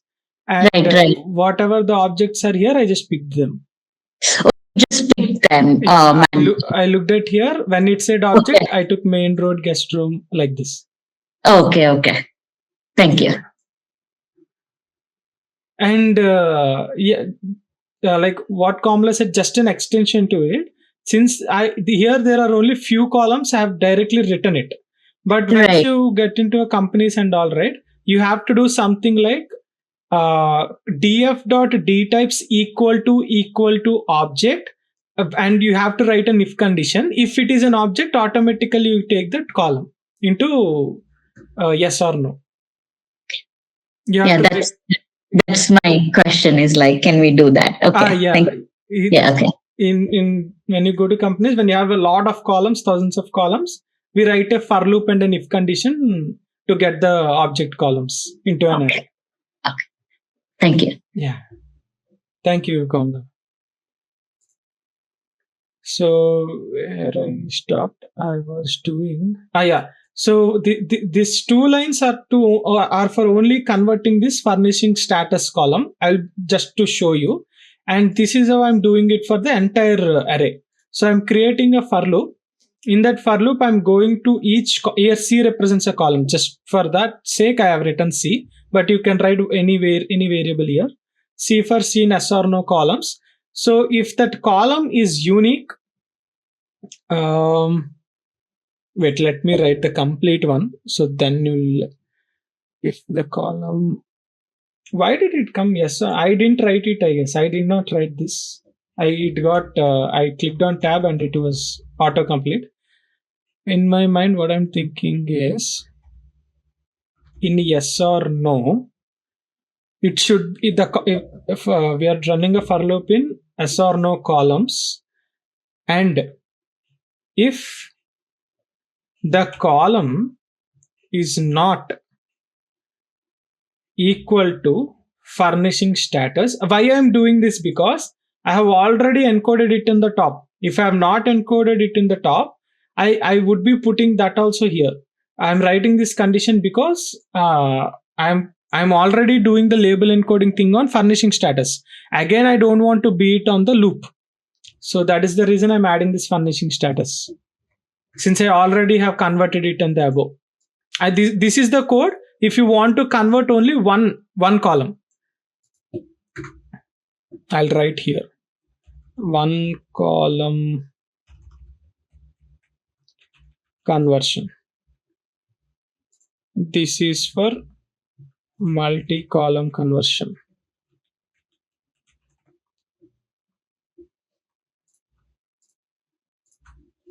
If you ask me, Monish, why are you showing us these two lines? You can just remove these two lines and you can just remove this condition, right? Why are you showing it? I'm showing these two lines so that in future or in your interviews, if you have to do only for one column, then you will be using this code. Only for that purpose, I'm showing you this, because it will be a little bit different for one column and multi-column. So if you want to do it for one column, and also this furnishing status is a bit different, because furnishing status, if you see, it is more of like a string. It is not like yes or no. It is not like numbers. It is like string, a proper string, like furnished, semi-furnished, furnished, semi-furnished, and all. So this creates a problem again, because yes or no, these all follows yes or no. This all follows a similar pattern. Yes, yes, no, no, yes, yes, no, no. So you can easily, do a mapping where yes means 1 and no means 0.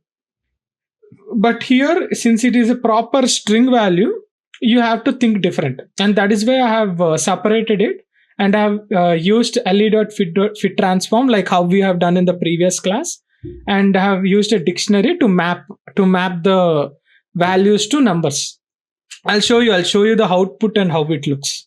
So I've removed the furning status from the for loop, and that is the reason I have written here as binary calls. Binary calls in the sense binary columns, like zeros and ones, yes or no, only these types, yes or no, 0, ones, and all.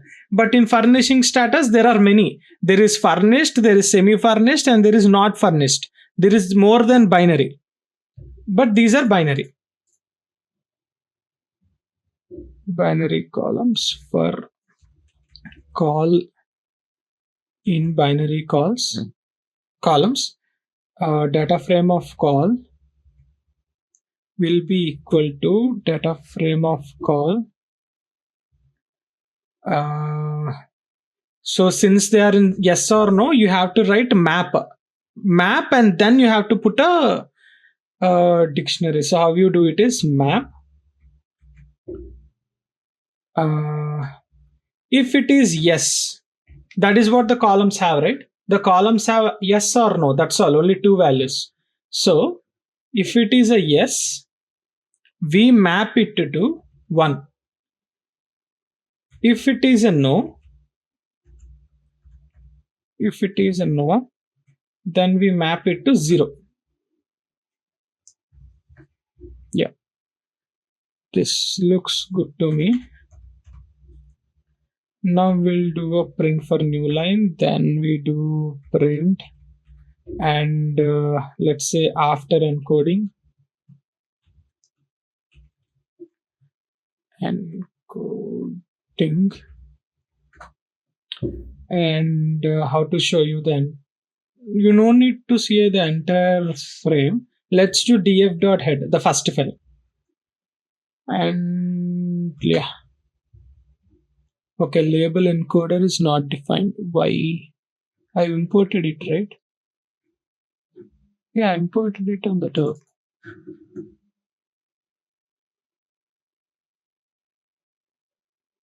Huh.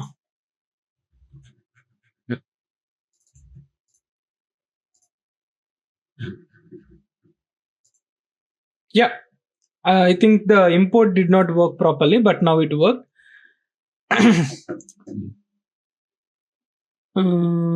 Yeah, so this is what I'm talking about. In furnishing status column, we have three categorical types. One is furnished, one is semi furnished, and the other is unfurnished. Three, not two. Two means binary, three means more than binary, non-binary. So anything, one of our friend, I think Kamala asked in the previous class, if there are more than two categorical columns, categorical types, then what we do? This is how we do it with label encoder. There in that class, I've shown you with one hot code encoding, and here this is how we do. This is how we handle with label encoder. So this code that I have written here, you can use it in two ways. One, if you want to change only one column, you can use these 2 lines of code.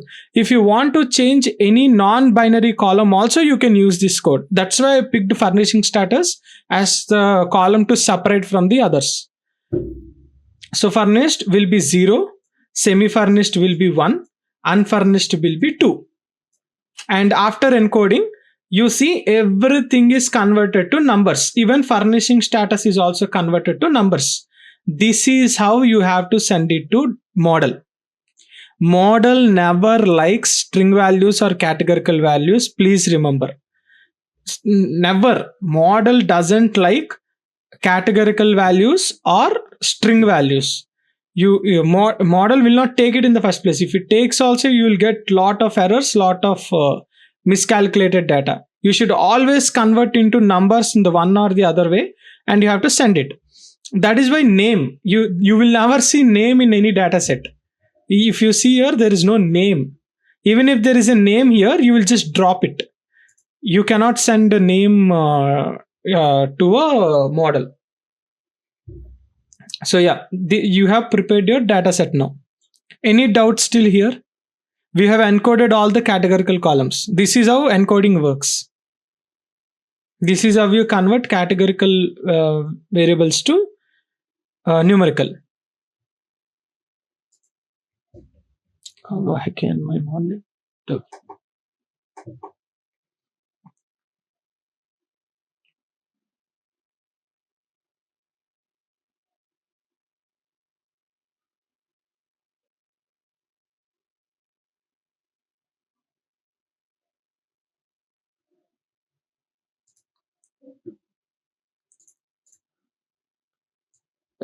Just a second, I'm resharing. Just my monitor's fault. Yeah.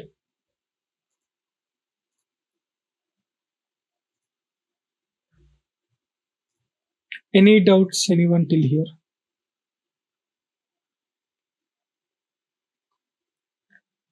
Okay.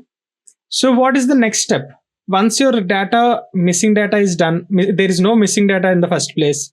Categorical variables to integer variables with label encoding is done. Now the next step is defining the features and the target. Like you will be dividing what is the target column and what is the feature column. That will be your next step. For that, you will be writing 2 different arrays. Arrays or what do we call list. Feature columns equals to your all the columns except your price, because price is the target, right? Except price, all the columns you will be mentioning here in this feature columns. I'll just copy paste. Actually, it should autocomplete. Let's see.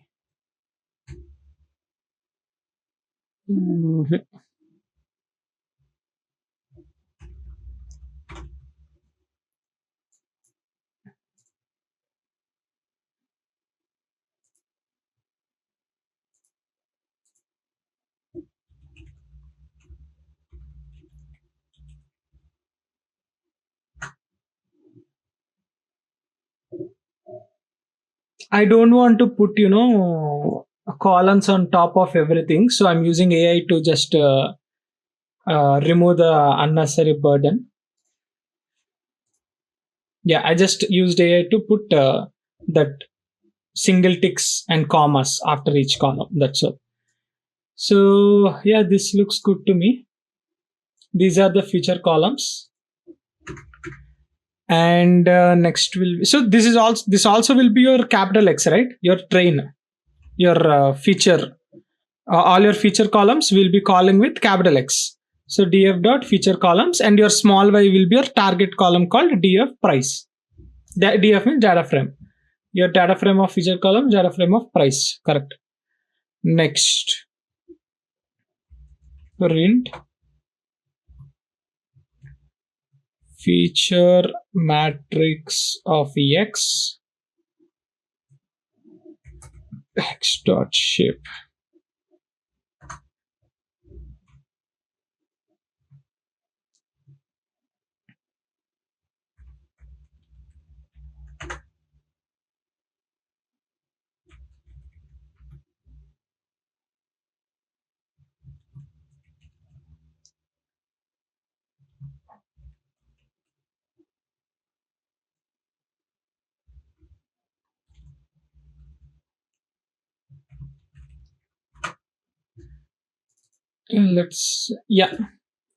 So if you remember, I told you, whenever you divide your columns, I mean your feature columns and target column, right?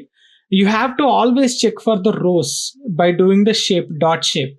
When the rows doesn't match, something is wrong. In your data preparation, somewhere something went wrong. Maybe your missing values, you did not do it properly, or you deleted some data somewhere. Somewhere it went wrong. That is what it means. If the x dot shape and y dot shape has the same number, right, then it is fine. So there are 13 columns, 12 are feature columns, one is the target column, and the rows are matching, feature columns are all good. So yeah, it is done. You're defining the feature columns and target column is done. Your next step would be training and test split. Train and test split. How do you do the train and test split? It is the same what do we call, same code as one we have used in the last project. Capital X train, comma, capital X underscore test, y train, y test equal to train test split. Capital X is the train, capital small y is the capital X is the feature column, small y is the target column. Test size will be 0.2, which means 80% goes for the train, test goes the 20%. And random state, I told you to use 42 as the number. For shuffling, random state means shuffling. And the ideal number that is good for shuffling is 42. It's a developer commonly used thing. Everyone uses 42. Next, print X train.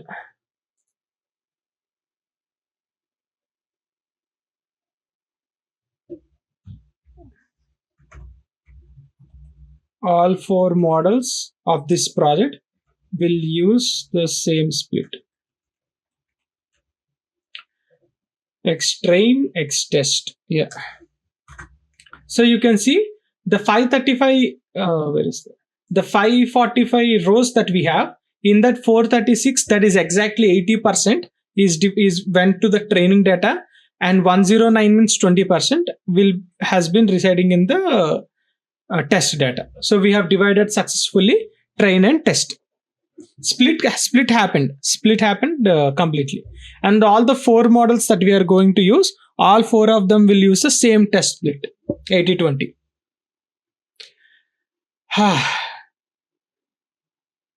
Next is the models. I'll write the model code, and I think with that we can end. In the next class, I'll continue with the train and evaluation of the models. So let's first of all write the models. What are the models we'll be using? We'll be using linear regression, decision tree, random forest, and also KNN. We'll be using 4, as I said. Okay, this is good. But here I'll make some changes. Linear regression is good. For decision tree, I'll put max depth to be 5. I'll talk about the param solves in the next class. Random state for the shuffling of the decision trees to be 42 again. This is good. For random forest, the ideal number of n estimators is 200. Estimators equals to 200. And random state again is 42. This is good. For k neighbors, the ideal number of n neighbors is 5 usually. So I'll put neighbors equals to 5. Monish, how do you know this, Monish? How do you know that the maximum depth is 5, random state is 42, n estimate is 200, n neighbors is 5?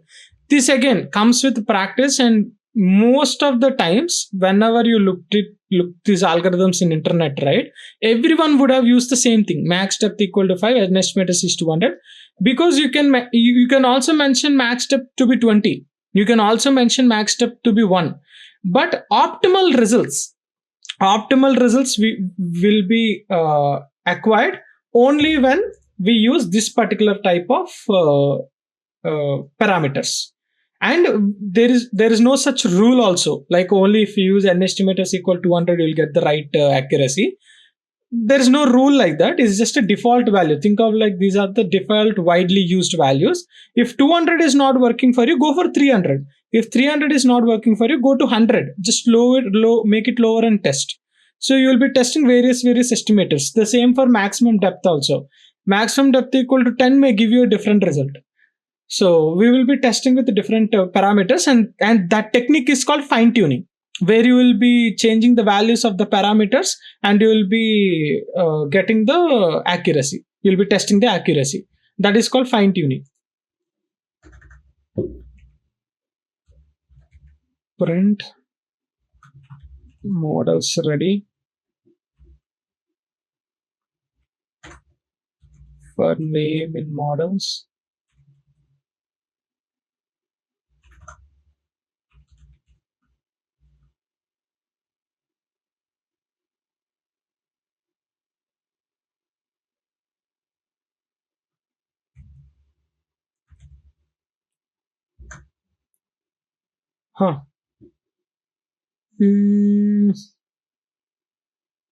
Yeah, I always do this mistake. There is no BOURS, it's just BORS. Yeah. So these are the 4 models that are ready now: linear regression, decision tree, random forest, and k nearest neighbors. We have not yet started the train. We just have the models in our hand, and we have to train them. How do we train them? How do we evaluate them? How to get the MAE, RMSE, R square, and more in depth about all those 3 things in the next class. I'll be talking about it in the next class.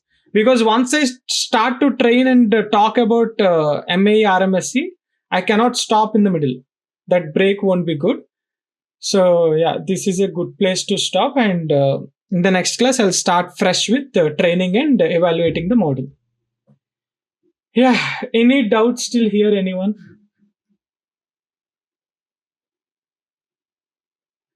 Still, whatever I thought the project is not done, we'll continue it in the next class. Any doubts, anyone till here? Till the models attachment and all?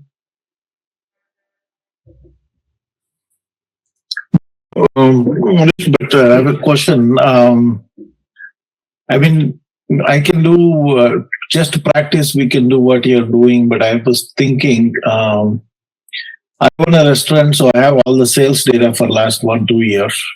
Okay. So I want to put the data and see the prediction month over month. How will it be in the future? Oh, okay. Yeah. Can you send me? I mean, I don't know if you can send the original data.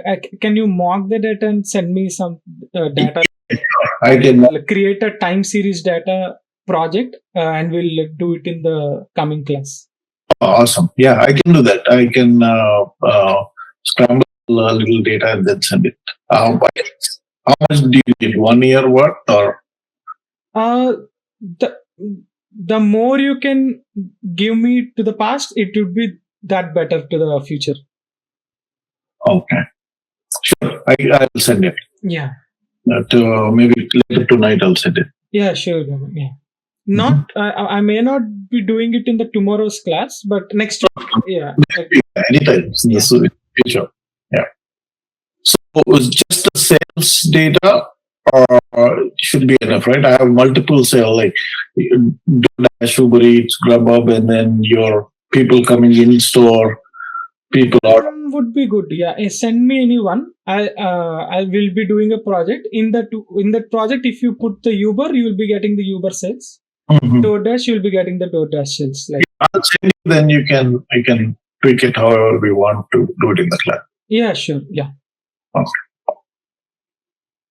Thank you. Thank you.